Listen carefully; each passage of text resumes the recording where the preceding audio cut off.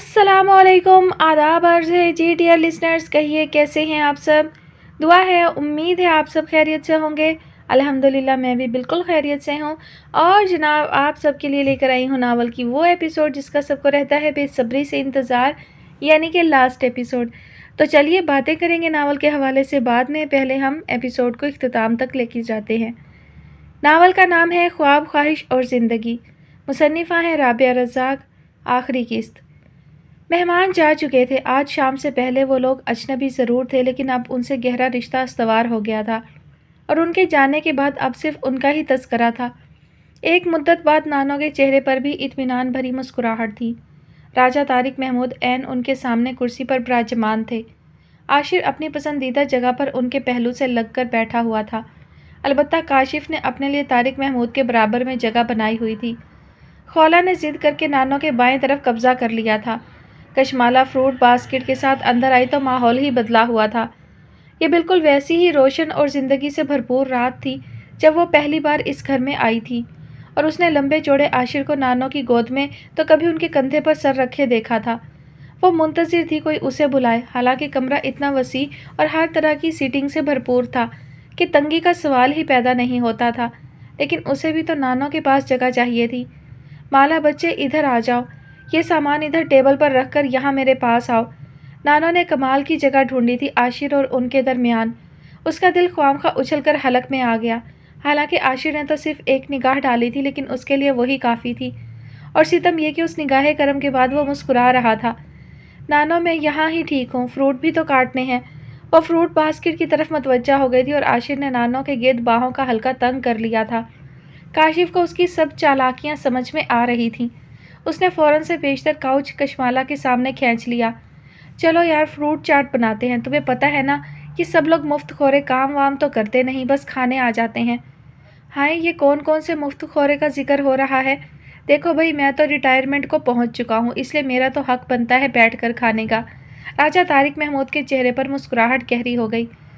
ये किसी दुश्मन की खबर होगी जनाब आली, आपके सारे प्रोजेक्ट अधूरे पड़े हैं।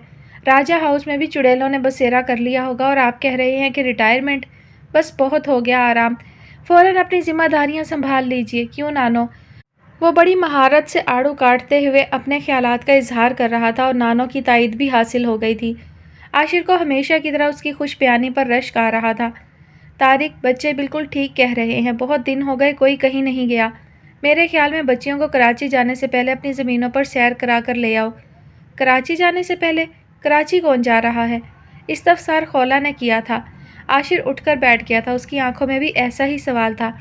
कराची माला और खौला जाएंगी। राजा तारिक महमूद गोया फैसला कर चुके थे। मगर पापा क्यों? वो लोग आए थे, हम उनसे मिल चुके, अब क्या ज़रूरत है? पहली बार कशमाला ने भी इस मौजू में हिस्सा लिया। मेरे बच्चे, सिर्फ इतना काफ़ी नहीं। अब यूँ समझो तुम लोगों का ननिहाल है तुम्हारे मामू का घर, और उनके घर जाने में बच्चों से घुलने मिलने में कोई हर्ज नहीं। नानो सादगी से वजाहत कर रही थी। काशिफ को उच्छू लग गई। हाँ, कोई हर्ज नहीं उनके बच्चों से घुलने मिलने में। अपना ही जुमला हलक में फंस गया था उसके। खौला ने खा जाने वाली नज़रों से देखा था। मुस्कुराहट तो आशिर और कशमाला के चेहरे पर भी मानी खैजी के साथ आई थी। मेरे ख्याल में कराची के बारे में बाद में सोचा जाएगा। फ़िलहाल तो राजा हाउस जाने की बात हो रही है और हमने पहले वहाँ जाना है बस। खौला ने फैसला सुना दिया था। डन। सबसे पहले आशिर की आवाज़ आई थी। राजा तारिक महमूद की आंखें रोशन सी हो गई थी। कितना तड़पाया था उस नखरीले सजीले बेटे ने, और अब तो यूँ लगता था जैसे उससे ज़्यादा सादतमंद कोई नहीं। वो नाम निहाद संजीदगी का चोला जो उसने खुद पर चढ़ा रखा था, वो भी कहीं गायब हो गया था। वो उसकी एक एक अदा को नोटिस करते थे और निहाल होते थे। बरखुरदार, ये ट्रिप खौला और कशमाला का है, आपको किसने दावत दी? काशिफ ने पलट कर बदला लिया था। मुझे तो वैसे भी अपने ऑफिस में कुछ मामलात क्लियर करने हैं, आपको कोई एतराज़? उसे भी बरवक्त जवाब सूझ गया था। काशिफ ने मदद तलब नज़रों से कशमाला को देखा, जिसके चेहरे पर वाज़े लिखा था, भला आशिर के बिना वहाँ जाने का फ़ायदा। और अब तो ये तय हो चुका है कि उसके बगैर कहीं नहीं, कभी नहीं। आम को निफासत से क्यूब की शक्ल में काटने की कोशिश में उसके हाथ तरबतर हो चुके थे और काशिफ चाटने का मशवरा दे रहा था। मुंह पर ना फेर दूं तुम्हारे। मेरे नहीं, आपका प्रिंस उधर है। काशिफ की सरगोशी और इशारा दोनों ही ऐलान थे। कशमाला ने वहाँ से उठ जाने में ही आफियत जानी। वैसे भी फ्रूट सारे कट चुके थे, अब उन्हें सर्व करने की बारी थी। ये काम काशिफ बहुत मज़े से करता था। तुम दोनों नवाब हो गया, चलो अपनी अपनी प्लेटें उठाओ। राजा साहब, आप इस काहिल को आप बिल्कुल ढील ना दीजिएगा, कल ऑफिस ले जाएं। वो इस वक्त लड़ाका बहू की तरह आशिर पर हमला आवर हुआ था। पता नहीं किस बात का गुस्सा था, शायद उस प्रोजेक्ट के इख्तिताम पर उसे वापस लौटना था किसी नई और अनजान मंजिल की जानिब। अब उसका क़याम बस कुछ दिन और था, और इसके बाद वो इन दिनों को भला कैसे फरामोश करेगा। वो गुजरे दिन से मुस्तकिल यही सोच रहा था, और एक बार तो उसकी आंखों में आंसू भी आ गए थे। मैं आप सब लोगों को बहुत मिस करूँगा, बहुत। उसकी सुर्ख आंखें राजा तारिक महमूद के सामने बरस पड़ी। तुम मेरे बेटे हो, बिल्कुल आशिर की तरह। ये तुम्हारा घर है, बल्कि हर वो घर तुम्हारा है जो आशिर का है। अब तुम हमारी ज़िंदगी का हिस्सा हो, इतनी आसानी से अलग नहीं हो सकते। उन्होंने उसे खुद से लिपटा लिया था। पापा जल्द आने वाले हैं, आपको उनसे मिलवाऊंगा, बल्कि आप दोनों एक दूसरे से मिलकर बहुत खुश होंगे, उसने धीमे से कहा। वो मुस्कुरा दिए। ज़रूर, बस अब कुछ दिन आराम करो। मैं जानता हूँ जो तुमने किया और जिस तरह तुमने अपनी टीम को हर हर पल गाइड किया, ये इतना आसान नहीं था। कुछ दिन सुकून का सांस लो, फिर नए मिशन का सोचना। मेरी दुआएं और मोहब्बतें तुम्हारे साथ हैं। इस कदर मोहब्बतों के बाद वो यहाँ से जाने के ख्याल से चिड़चिड़ा हो रहा था, और ख़ुद भी नहीं समझ पा रहा था उसके साथ ऐसा क्यों हो रहा है। आशिर ने तो उसका जुमला भी हवा में उड़ा दिया था, अलबत्ता खोला ने बगौर उसे देखा था। काशिफ महमूद तो उसकी कैफियत समझ रहे थे, इसलिए फ़ौरन उसकी बात की तायीद की। काशिफ ठीक कह रहा है, तुम्हें अब अपनी ज़िम्मेदारी महसूस करना होगी, मेरा बाजू बनना होगा। भला आशिर ने कब इनकार किया है? ये अब वही करेगा जो इसका बाप करता रहा है। नानों की हतमी बात पर सबके चेहरे मुस्कुराहट से खिल उठे थे। काशिफ का सेल फोन वाइब्रेट कर रहा था। उसने साइड पॉकेट से निकालकर चेक किया और सबसे एक्सक्यूज़ करता हुआ फ़ोन कान से लगाकर बाहर निकल गया। यह उसका मामूल था, वो कभी किसी के सामने फ़ोन रिसीव नहीं करता था। अलबत्ता इस वक्त राजा तारिक महमूद और आशिर अब्बास की निगाहों ने एक साथ उसका ताक़ुब किया था। आशिर ने आड़ू का एक टुकड़ा मुंह में रखते हुए दरवाजे की तरफ देखा। कशमाला हाथ धोने गई थी, अभी तक नहीं आई थी। उसे कुछ कमी सी महसूस हो रही थी। वो उठकर बाहर आ गया। किचन में कोई नहीं था, लॉबी खाली थी और लाउंज में भी मलगजा सा उजाला। क्या वो अपने कमरे में चली गई? उसने बेइख्तियार सोचा और लॉबी की तरफ कदम बढ़ा दिए। वो सीढ़ियाँ अबूर करके ऊपर जाना चाहता था, तभी उसे बरामदे के दूसरे सिरे पर साया सा महसूस हुआ। काशिफ तो लॉबी के दूसरे कोने पर था, फिर यहाँ कौन बैठा था? वो वापस बरामदे की तरफ मुड़ गया और पहली बार उसने बिल्कुल बच्चों वाली हरकत की थी। हाउ करके कशमाला को डराया तो वो 2 कदम उछलकर पीछे हट गई। आवाज़ आशिर की थी, मगर वो ऐसा मजाक भी कर सकता है, ये बात समझ से बाहर थी। आपने मुझे डरा ही दिया। मरकरी लाइट की रोशनी में उसका चेहरा दमक रहा था और आंखों में पूरे चांद की चांदनी चमक रही थी। मैं आपको डराने ही आया था, वहाँ सब आपको ढूंढ रहे हैं और आप यहाँ। आशिर ने कुर्सी खींचकर अपने बाजू उस पर टिका लिए और नज़रें कशमाला के चेहरे पर जमा दी। शरीर, बड़ी बड़ी आंखें। कशमाला को अपना पोस्टमार्टम करते हुए महसूस हो रही थी, मगर फरार की सारी राहें मसदूद थीं। और आप यहाँ क्यों आ गए? अब सब हम दोनों को ढूंढते हुए यहाँ आ जाएंगे, कितनी बुरी बात है। दानिशमंदी तो विरसे में मिली थी ना, इसमें बुरी बात क्या है? ढूंढना या यहाँ आना, वो भी हाजिर जवाब हो गया था। ये बात कशमाला को अच्छी तरह पता चल गई थी। एक बात पूछूं आपसे? आशिर उसकी इजाज़त लेने वाली अदा पर मगरूर सा हो गया था। अगर जवाब तलब हुई तो ज़रूर जवाब दूंगा, वरना मेरी खामोशी ही। जी जानती हूँ, आपकी खामोशी बहुत सारे सवालों का जवाब होती है। आपको हमारी मम्मा से कोई शिकायत, कोई गिला तो नहीं? आप उन्हें माफ़ कर दें और आप अपनी मम्मा को भी माफ़ कर दें, उसने डरते डरते कहा था। मैं आपकी मम्मा से कभी भी नाराज़ नहीं था और ना ही मुझे उनसे कोई शिकायत थी। मुझे तो आप दोनों से चिढ़ थी, आप लोगों से गिले शिकवे थे। आपकी मम्मा तो बाबा जान की गमगुसार थी, तन्हाई की साथी, और वो भी इंतहाई मुख्तसर मुद्दत के लिए। और ऐसे लोग तो मुकद्दर से मिलते हैं, उनसे शिकवा नहीं, उन्हें प्यार किया जाता है। वो बला का संजीदा था। कशमाला को उस लम्हे वो हूबहू राजा तारिक महमूद का अक्स लगा था, उन्हीं की तरह मुख्तसर और गहरी बातें करने वाला। और जो गिले शिकवे हमसे थे, क्या वो ख़त्म हो गए? दिल साफ़ हो गया? उसकी नज़रें झुक गईं, क्योंकि वो उन नज़रों की हिद्दत का सामना नहीं कर सकती थी। ये तो आप अपने दिल से पूछे ना, क्या आपको आंखें पढ़ना नहीं आती? ये कहकर हैरत अंगेज़ तौर पर पलट गया था। अब कशमाला के सामने उसकी पुश्त थी, चौड़ी, मजबूत और नाकाबिले तस्खीर। उसका दिल चाहा बहुत चुपके, बहुत हक के साथ उन मजबूत शानों पर अपना सर रख दे, उन लम्हों को गवाह बनाकर अपनी सारी शिद्दतों का इकरार कर ले, मगर तमाम बेकरारियों पर हया के तकाजे एक पल में गालिब आ गए थे। उसने खुद को सर्जिश की, तो क्या जो आंखों में लिखा है वो सच है? आशिर उसके जवाब का मुंतज़िर था, जब ही रुख मोड़े खड़ा रहा उस आवाज़ आने तक, जो बहुत देर के बाद कहीं दूर से बरामद हुई थी। और जो मैं पहले दिन से आंखों में पढ़ रहा हूँ वो? उसने उल्टा सवाल दाग दिया था। कशमाला सटपटा कर रह गई। अपनी आंखों से तो गिला उसे हमेशा से ही रहा, جن میں سب سچ جھوٹ لکھا نظر آ جاتا تھا۔ وہ تو اس لمحہ موجود کی طرح سچ ہے، رات کی اس خاموش پہر کی طرح حقیقت ہے۔ وہ تو میری زندگی کا سب سے بڑا ارمان ہے۔ اس نے لفظوں کی امانت کو اس کے امین تک پہنچانے کا سوچا تو خود بخود دل کی بات زبان پر آ گئی تھی۔ تو پھر اس لمحہ موجود سے پوچھ لینا کہ ان آنکھوں میں اسے اس وقت کون نظر آ رہا ہے۔ وہ ڈرامائی انداز میں پلٹا تھا اور کشمالہ کے سامنے آ کر چہرہ جھکا لیا تھا۔ یہ سب کچھ اتنا غیر متوقع تھا کہ نہ اس کے پاس بھاگنے کا کوئی موقع تھا اور نہ ہی اس حملے سے بچنے کا۔ وہ بالکل اس کے سامنے تھا۔ اس نے اپنا چہرہ دونوں ہاتھوں میں چھپا لیا اور وہیں بیٹھتی چلی گئی۔ عاشر کا جاندار قہقہا اس کی سماعتوں سے ٹکرا رہا تھا۔ بس یا کچھ اور؟ اس نے پوچھا تھا۔ پھر اس کے قدموں کی چاپ کشمالہ کو دور جاتے محسوس ہوئی تھی۔ اس نے سر اٹھایا۔ وہ پھر لمحے بھر کو پلٹا تھا۔ بزدل، یہ اگلا جملہ تھا۔ وہ اتنا کچھ بول سکتا تھا، اتنا بولتا تھا۔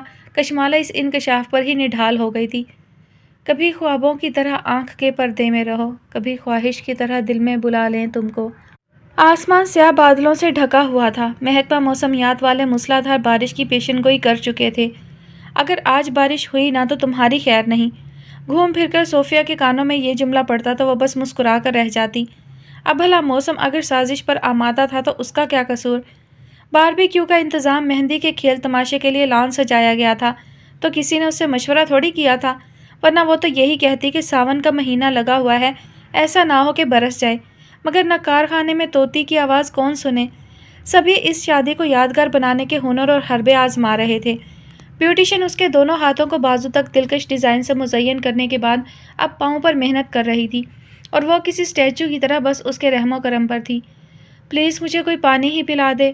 بڑی دیر بعد انم نظر آئی تو اس نے صدا لگائی، دلہنیں پانی نہیں پیتیں، کوئی اور کام بولو۔ وہ کہیں سے پھولے سانسوں کے ساتھ تھکی ہاری آ رہی تھی، فوراً مکر گئی۔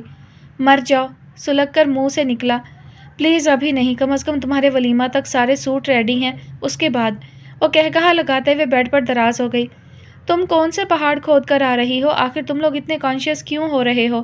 کیا مہندی دوسرے گاؤں سے آ رہی ہے؟ تم چپ کرو، تمہیں کیا پتا شادی زندگی میں ایک ہی بار ہوتی ہے۔ اب دلہا دلہن ایک گھر میں ہو یا الگ الگ شہروں میں، رسمیں ساری ہونی چاہیے۔ انم نے بھی اماں کی طرح لیکچر جھاڑا تھا۔ بیوٹیشن نے بڑا سا سر اسپات میں ہلا دیا۔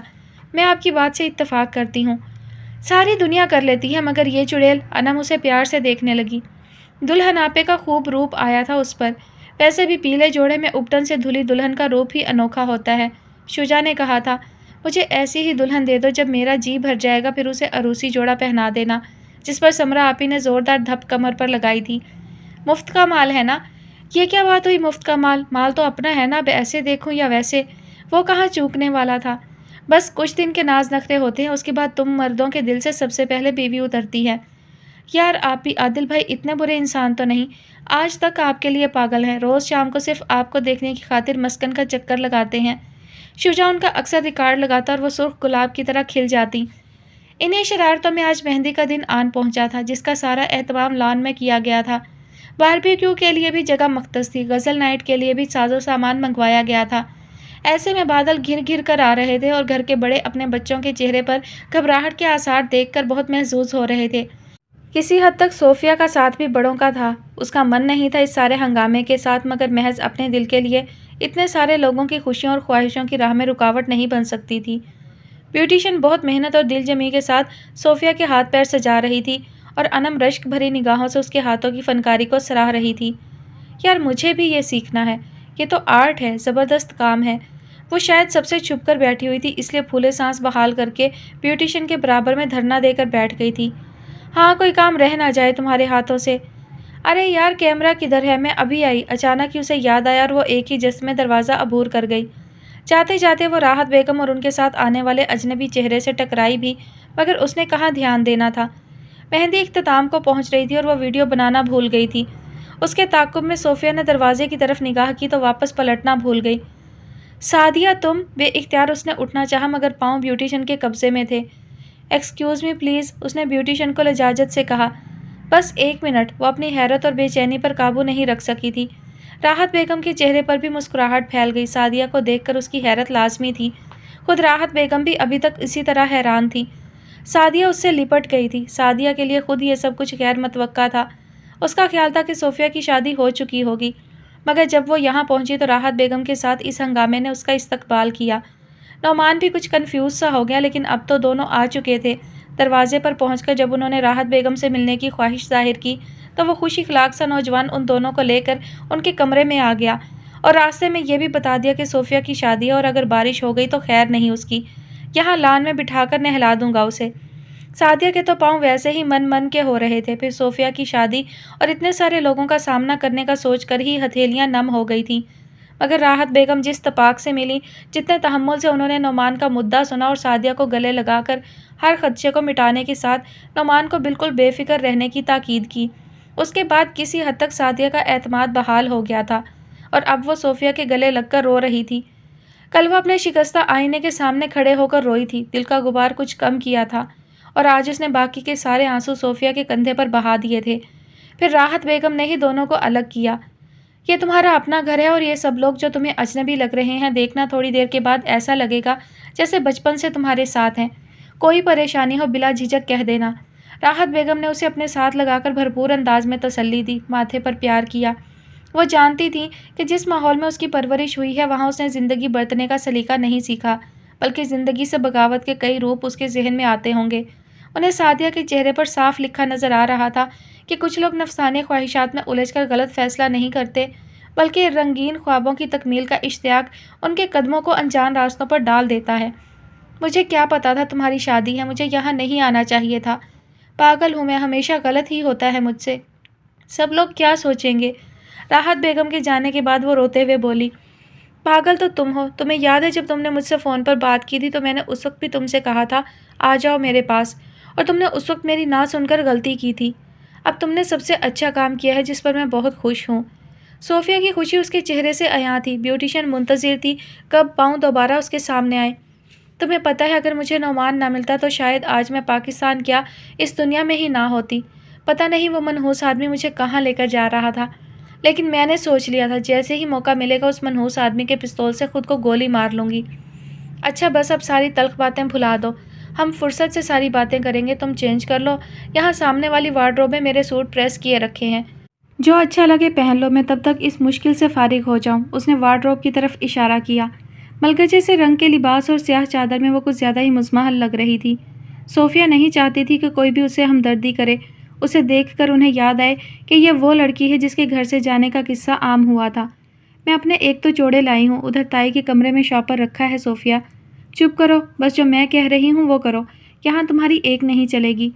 وہ پھر سے اتنی عنایتوں پر شرمسار ہونے لگی۔ نعمان کی یہ دوسری مہربانی تھی جو وہ اسے یہاں لے آیا تھا۔ اس نے دل ہی دل میں نعمان کے لیے ڈھیر ساری دعائیں مانگ ڈالیں، اللہ اس کو محفوظ رکھے اور سیدھے راستے پر بھی۔ اور یہ نعمان مجھ سے کیوں نہیں ملا؟ جب یہاں آ ہی گیا تھا تو اس کا نمبر تو ہوگا نا تمہارے پاس، میں ابھی بات کرتی ہوں اس سے۔ پتہ ہے اس گھر میں اگر کسی کو یاد کیا جا سکتا ہے تو صرف نعمان ہے، سچا کھرا مضبوط آدمی۔ صوفیہ نے کھل کر تعریف کی تو سعدیہ کو حیرانی سی ہوئی۔ وہ صوفیہ کی بات سے انکار نہیں کر سکتی تھی، اور اگر وہ نعمان کی تعریف کر رہی تھی تو پھر اس میں کچھ تو ایسا تھا جو یاد رکھا جاتا۔ اسے بھی بارہا مشکل میں گھر کا کوئی بندہ یاد نہیں آتا تھا سوائے نعمان کے، اور اسے حیرت بھی ہوتی تھی کہ اس لمحے وہ نفاق اور عناد کہاں چلا جاتا تھا جو بچپن سے دونوں کے درمیان موجود تھا۔ شاید سعدیہ نے جس چیز سے بیر باندھا تھا اس کی روک ٹوک تھی، اور اسے آج آ کر احساس ہو رہا تھا کہ وہ روک ٹوک تو اس کی بھلائی کے لیے تھی۔ اس گھر میں ماں باپ کے بعد اس کا سب سے بڑا خیر خواہ نعمان تھا۔ وہ اب بھی ویسا ہی ہے، بد دماغ اور صاف کو، یا پھر تھوڑا بدل گیا ہے؟ صوفیہ نے دلچسپی سے پوچھا تو اس کے چہرے پر بھولی بھٹکی سی مسکراہٹ آ گئی۔ پتہ ہے نا میری سب سے زیادہ لڑائی اسی کے ساتھ ہوتی تھی، لیکن سچ بتاؤں مجھے سب سے زیادہ یاد بھی اسی کی آئی، اس نے سادگی سے اعتراف کیا۔ او ہو، یہ تو کسی اور ہی جذبے کے آثار ہیں سعدیہ، صوفیہ نے معنی خیزی سے کہا۔ مجھے تو بس اتنا پتہ ہے میں اس کی مقروض ہو گئی ہوں، مجھے تو ساری زندگی کے لیے اس کی غلامی منظور ہے۔ وہ آج بھی وہی سعدیہ تھی، منہ پھٹ سوچے سمجھے بغیر بولنے والی۔ صوفیہ بے اختیار ہنس پڑی، بہت دنوں کے بعد وہ یوں کھل کر ہنس رہی تھی۔ سعدیہ نے قدرے شرمندگی سے اسے دیکھا۔ تم کیوں اتنا ہنس رہی ہو؟ بالآخر وہ جھنجھلا گئی۔ بس میرا دل چاہ رہا ہے ہنسنے کا، سوچ رہی ہوں ایک پاگل سی لڑکی اور ایک پاگل سا لڑکا کیسے لگیں گے۔ دیکھو تم غلط سوچ رہی ہو، ایسا کچھ نہیں ہے۔ میں اس کے کیا، اب شاید کسی کے بھی قابل نہیں، میں اب کسی کی زندگی برباد نہیں کر سکتی۔ صوفیہ بے وقوف لڑکی، تم کیا ہو؟ کون ہو؟ تمہیں کیا کرنا ہے؟ اب یہ تمہارا مسئلہ نہیں ہے۔ اگر نعمان تمہیں امی کے حوالے کر کے گیا ہے تو اس نے یہ فیصلہ کچھ سوچ کر ہی کیا ہوگا۔ اب تم بالکل بے فکر ہو جاؤ، تمہارے لیے سب اچھا ہوگا، کیونکہ یہ مسکن کی ریت ہے، یہاں کسی کے ساتھ زیادتی نہیں ہوتی اور نہ ہی حق تلفی ہوتی ہے۔ انجوائے کرو اور بالکل ریلیکس ہو جاؤ۔ میں امی سے کہتی ہوں وہ تمہاری اچھی شاپنگ کروا دیں، آخر کو ماں بدولت کی واحد چچا زاد ہو تم جو اس کی شادی میں شریک ہو رہی ہو۔ جاؤ جا کر اپنی پسند کے سوٹ لے آؤ۔ صوفیہ نے فٹ سے سارا پروگرام ترتیب دے دیا تھا۔ سعدیہ ممنونیت سے اسے دیکھنے لگی۔ کتنی پرسکون، کتنی پر اعتماد تھی وہ۔ خوشی، شرارت اور دل فریب سی چمک اس کے چہرے سے پھوٹ رہی تھی۔ سعدیہ کا دل چاہ رہا تھا وہ بولتی رہے اور وہ اسے دیکھتی رہے۔ کیا جنہیں زندگی میں سب کچھ مل جاتا ہے وہ اتنے ہی مسرور اور پرسکون ہو جاتے ہیں کہ ان کا چہرہ اس تکمیل کی گواہی دینے لگتا ہے؟ یا پھر جو لوگ اللہ کی دی گئی نعمتوں پر صبر و شکر ادا کرتے ہیں اور اپنی زندگی کا ہر فیصلہ اس کی رضا پر چھوڑ کر بس انتظار کرتے ہیں اور اس انتظار میں بھی ان کے لب شکر کا کلمہ پڑھتے ہیں؟ وہ خود سے پوچھ رہی تھی اور اسے جواب بھی مل رہا تھا۔ جو لوگ صبر اور آسودگی کے لیے اللہ کی رضا کے متمنی ہوتے ہیں ان کے اندر کی طمانینت چہرے کی دل فریبی اور دلکشی میں ڈھل جاتی ہے۔ میں ان لوگوں میں سے کیوں نہیں؟ اس نے بے اختیار دعا کی۔ بیوٹیشن صوفیہ کی مہندی مکمل کر چکی تھی، اب اگلے حکم کی منتظر تھی۔ سعدیہ چلو نہ چینج کر لو، کن سوچوں میں گم ہو گئیں؟ سوچتی رہنا بعد میں فرصت سے نعمان کو۔ پہلے یہ مہندی لگوا لو ورنہ جیسمین اس کمرے سے چلی گئی تو پھر ہاتھ نہیں آئے گی۔ تم ابھی میری کزنز سے ملی نہیں ہو شاید، سب نے بازو بھر بھر کر مہندی لگوانے کا پروگرام بنایا ہوا ہے۔ مجھے تو جیسمین پر ترس آ رہا ہے، کتنا تھک جائے گی۔ صوفیہ نے خود ہی اٹھ کر اسٹائلش سا نیوی بلو گولڈن کنٹراسٹ کا سوٹ اس کے حوالے کیا۔ واش روم ادھر ہے، نو سستی اب۔ ایسا لگ رہا تھا وہ برسوں سے ساتھ رہ رہی ہوں، اسی کمرے میں، اسی گھر میں۔ سعدیہ اس کے ہاتھ سے ہینگر لے کر واش روم کی طرف چلی گئی۔ صوفیہ نے انٹرکام ملایا، دوسری طرف عائشہ تھی۔ تم جلدی سے میرے پاس آ جاؤ، بہت ضروری کام ہے۔ سعدیہ کی شاپنگ کے لیے امی سے زیادہ عائشہ مناسب ہے، اس نے سوچا اور اپنی الماری کے لاکر کی طرف بڑھ گئی۔ منیر کمال کو فتح جنگ کے پاس سے اسپیشل کرائم برانچ کی پولیس نے گرفتار کر لیا تھا۔ اس کے ساتھ ایک لڑکی کی اطلاع نے کاشف کو اچنبے میں ڈال دیا تھا۔ اسے جب اطلاع ملی تھی تو اس کے ذہن میں سب سے پہلے کسی کاروباری عورت کا خیال آیا تھا۔ منیر کمال کے ساتھ کوئی شریف عورت کیسے ہو سکتی ہے؟ لیکن کبھی کبھی قسمت ایسے لوگوں پر خوب مہربان ہوتی ہے۔ مریم، شمائلہ اور اب قدسیہ۔ اسے آسمان اپنے سر پر گرتا ہوا محسوس ہوا تھا۔ وہی سیاہ چادر کی اوٹ سے جھانکتی آنکھیں، وہی پر اعتماد مگر حیا سے بوجھل چہرہ۔ اس نے بمشکل خود کو یقین دلایا تھا کہ پولیس کسٹڈی میں اس وقت منیر کمال کے ساتھ قدسیہ ہے۔ وہ لمحوں میں گئے دنوں کی بازگشت سن کر حال میں پلٹا تھا۔ مختصر سے وہ دن مگر یادوں میں ہمیشہ کے لیے محفوظ ہو گئے تھے۔ اسے کبھی کبھی وہ چمکتا ہوا دن بہت یاد آتا تھا جب اس نے قدسیہ کو دیکھا تھا۔ وہ بہت مختلف سی لڑکی تھی، بڑی سی سیاہ چادر اس کا اعتماد تھی اور اس کا لہجہ وہاں کی ہر لڑکی سے مختلف تھا، بلا کا مہذب، شائستہ اور اہل زبان جیسا۔ قدسیہ کی والدہ بیمار نہ ہوتیں تو شاید اس کے بارے میں کبھی بھی کچھ نہیں پتہ چلتا، حالانکہ اس نے خود تو کبھی کچھ کھل کر نہیں بتایا تھا، مگر جو ادھوری کہانی سماعتوں سے گزری تھی اس کے بعد کاشف کو خاصی مایوسی ہوئی تھی۔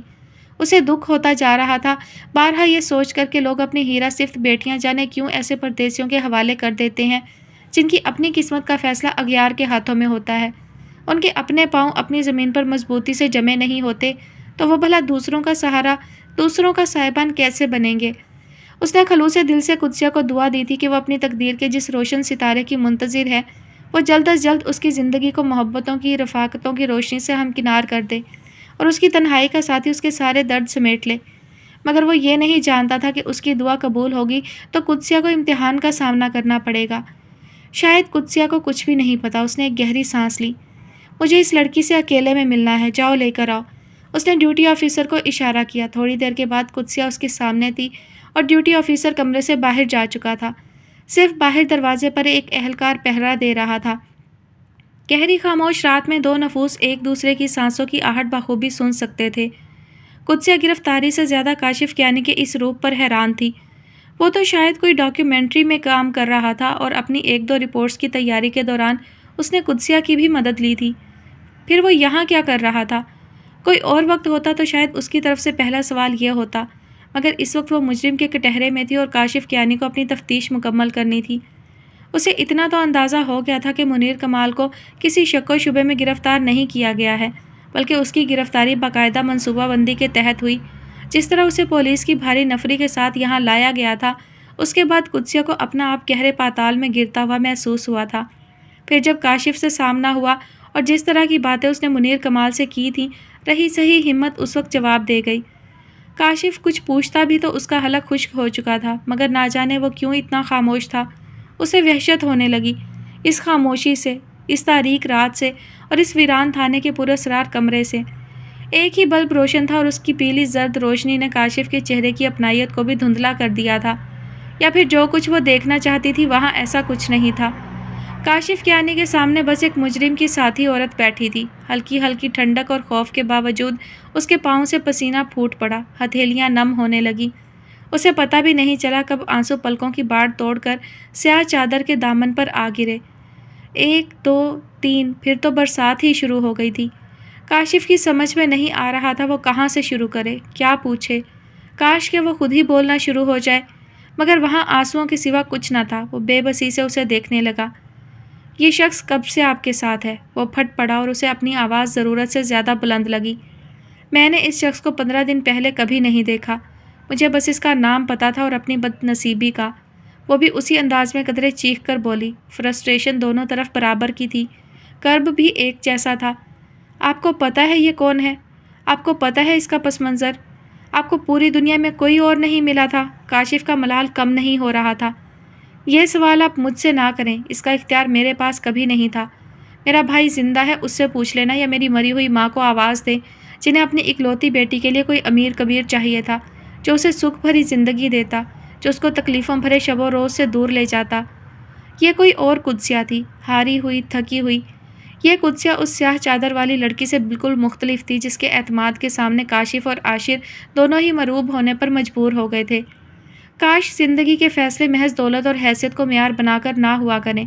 دولت تو انسان کے اپنے عمل و فضل سے بھی آ جاتی ہے، اور کردار کی دولت اللہ کی رضا اور مہربانی سے ملتی ہے۔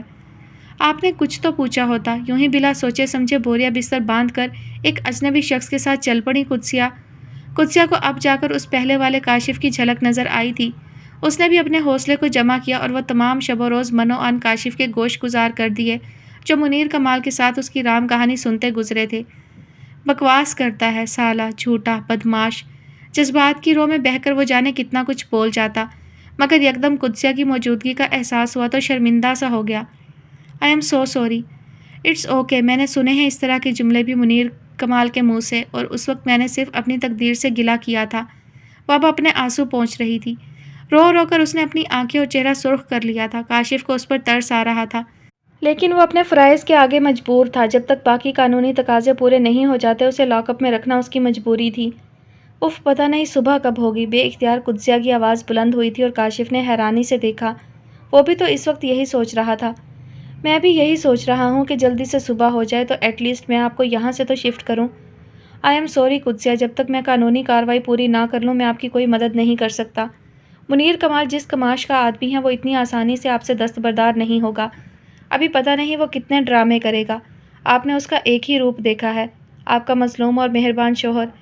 میں آپ کو اس کے بہت سارے رشتوں سے ملواؤں گا۔ اس کی 2 ینگ بیٹیاں بھی ہیں اور 1 عدد بیوی، خاصی مشہور خاتون ہے، شاید آپ نے نام سنا ہو، شمائلہ کمال۔ وہ بھی بند ہے عورتوں کی اسمگلنگ کے الزام میں، اور بھی نہ جانے کتنے دھندے ہیں۔ جو لوگ انسانوں کے بیوپار ہوں انہیں ڈرگ سپلائر کہنا چھوٹا لفظ لگتا ہے۔ لمبی فہرست ہے، فرصت سے بتاتا ہوں آپ کو، اور اس سلسلے میں آپ کا گھر بھی زیر تفتیش آئے گا، تو پلیز آپ کو بہت حوصلے سے کام لینا ہوگا۔ آپ کا نام بھی اچھلے گا، لیکن سچ جانیے قدسیہ، آپ کو جس دلدل سے اللہ نے بچایا ہے اس کے سامنے یہ کچھ بھی نہیں، اور میں جانتا ہوں آپ بہت حوصلے والی خاتون ہیں۔ اللہ اپنے پیارے بندوں کو ہی آزمائش کے لیے چنتا ہے۔ وہ اتنا کچھ بول رہا تھا، قدسیہ پھر سے رونا شروع ہو گئی تھی۔ اتنے آنسو تو شاید گھر چھوڑتے ہوئے بھی نہیں بہائے تھے، شاید لاشعور میں کہیں جلد لوٹ آنے کا یقین موجود تھا۔ قدسیہ پلیز، آپ بالکل نہیں روئیں گی اب؟ مجھے کچھ کام نپٹانے ہیں اور آپ کو کچھ دیر مزید منیر کمال کے ساتھ رہنا ہے، لیکن میرے اور آپ کے درمیان جو بھی بات ہوئی آپ اس کا بالکل بھی ذکر نہیں کریں گی۔ میرا خیال ہے مجھے آپ کو مزید سمجھانے کی ضرورت نہیں پڑے گی۔ کاشف نے قریب آ کر اس کے سر پر ہاتھ رکھا۔ وہ ایک دم کھڑی ہو گئی۔ آپ میرا یقین کریں، یہ وقتی تکلیف ہے، جلد دور ہو جائے گی۔ اللہ انصاف کرنے والا ہے۔ جب آپ بے قصور ہیں تو سزا آپ کو نہیں ملے گی، مگر جو سزا پر قادر ہے وہ ان کو کبھی معاف نہیں کرتا جو اس کی ذات کو بھلا کر خود کو نعوذ باللہ خدا سمجھنے لگتے ہیں اور ہر فیصلہ اپنے اختیار میں لے لیتے ہیں۔ یہ کھلنڈرا سا بندہ اتنی دانائی کی باتیں بھی کر لیتا تھا۔ قدسیہ کو حیرت ہوئی تھی۔ اس کا سر جھکتا چلا گیا، اس کے پاس کوئی راستہ نہیں تھا سوائے صبر اور انتظار کے۔ پہلا انتظار تو اس رات کی صبح کا تھا۔ یہ شاید اس کی زندگی کی طویل ترین رات تھی جو ختم ہونے کا نام ہی نہیں لے رہی تھی۔ کاشف کا موبائل بلنک کر رہا تھا، اسکرین پر عاشر کا نام چمک رہا تھا۔ وہ ایکسکیوز کر کے باہر آ گیا اور قدسیہ کی نظریں دروازے کے باہر کھڑے سنتری سے الجھ گئیں۔ کاشف نے اسے کچھ اشارہ کیا تھا اور وہ اندر آ گیا۔ تمہاری ملاقات آئی ہے، میرے ساتھ آؤ۔ وہ حیران سی اس کی شکل دیکھ رہی تھی۔ بھلا اس سے ملنے کون آ گیا تھا؟ کیا منیر؟ اس کا دل دھڑکا۔ میں نے کہا تھا نا، یہ لوگ مجھ سے زیادہ دیر غافل نہیں رہ سکتے، آخر کو ان کی ضرورت ہوں میں۔ اس نے ہمیشہ کی طرح تکبر سے سوچا اور بالوں میں ہاتھ پھیرتی ہوئی اس کے پیچھے ہو لی۔ دل میں کافی حد تک اطمینان اتر آیا تھا، مگر یہ طمانینت وقتی تھی، کیونکہ ملاقاتی کو دیکھ کر اس کے چہرے کے خد و خال پر زلزلے کے آثار نمودار ہوئے تھے۔ یہ وہ ملاقاتی نہیں جس کا انتظار تھا۔ اس کے سامنے راجہ طارق محمود کھڑے تھے، وہی کرو فر، وہی شان اور وہی خوبصورت آنکھیں، بس ایک لمحے کو اس کی طرف اٹھی تھیں اور پھر جھک گئی تھیں۔ ایسے لگا جیسے سانسیں بند ہو رہی ہوں۔ تم حیران ہونا، اور تمہیں ہونا بھی چاہیے، کہ کیونکہ میں ان لوگوں میں سے نہیں جو تمہیں اس قید سے نکال لے جائیں گے۔ وہ آج بھی اس آواز کے طلیسم سے باہر نہیں آئی تھی۔ اکثر رات کی تنہائی میں اسے طارق محمود کی سرگوشی تنگ کرتی تھی، اور ان کی آواز کی گمبھیرتا اسے منیر کمال سے نفرت کرنے پر مجبور کرتی تھی۔ وہ اس وقت ان کے سامنے کھڑی تو تھی، مگر دل چاہ رہا تھا بس قدموں میں بیٹھتی چلی جائے، کیونکہ پورے جسم سے جان نکلتی محسوس ہو رہی تھی۔ اس نے کبھی نہیں سوچا تھا زندگی کے اس موڑ پر سامنا ہوگا بھی تو اس مغرور آدمی سے جس نے اس کے اولین جذبوں کو قبولیت کی سند دی تھی، جو اس کی زندگی میں آنے والا پہلا مرد تھا، جس نے اس کے پور پور سے محبت کی تھی، جو اس کے انگ انگ کو نزاکت سے چھوتا تھا۔ لیکن اسے یہ خاموش پرستش اچھی ہی نہیں لگتی تھی۔ شاید ان دنوں اسے منیر کمال جو مل گیا تھا، جو اس کے وجود کو بمانگے دہل سراہتا تھا، جو علل اعلان اسے احساس دلاتا تھا کہ وہ قدرت کا حسین شاہکار ہے، آج وہی قدرت کا حسین شاہکار اپنے شکستہ وجود کے ساتھ راجہ طارق محمود کے سامنے کھڑا ماضی کے دنوں کو یاد کر رہا تھا، جب زندگی خوبصورت تھی اور خواب مٹھی میں قید تھے۔ اس کی نگاہیں بس راجہ طارق محمود کے چہرے پر جمی تھیں، اور انہوں نے اسے صرف ایک بار نگاہیں اٹھا کر دیکھا تھا۔ شاید یہ نفرت کی انتہا تھی، یا اس کی بے بسی کو دیکھنے کا حوصلہ نہیں کر پائے۔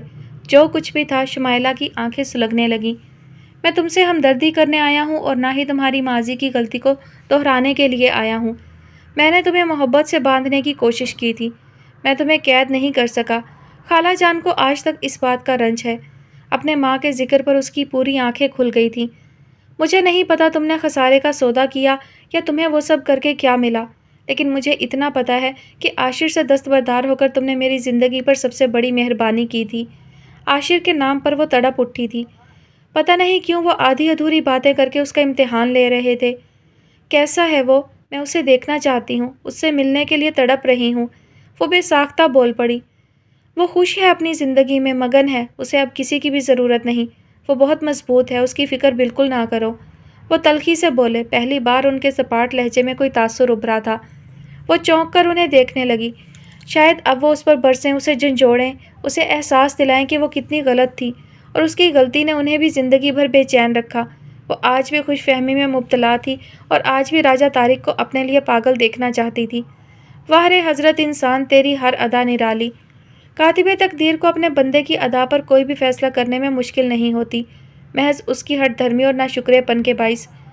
لیکن مجھے تو اس کی ضرورت ہے، وہ آج میرے کام نہیں آئے گا تو کب آئے گا؟ وہ چیخ ہی تو پڑی حسب عادت فرسٹریٹ ہو کر۔ اوہ ہاں، میں تمہیں یہی تو بتانے آیا تھا۔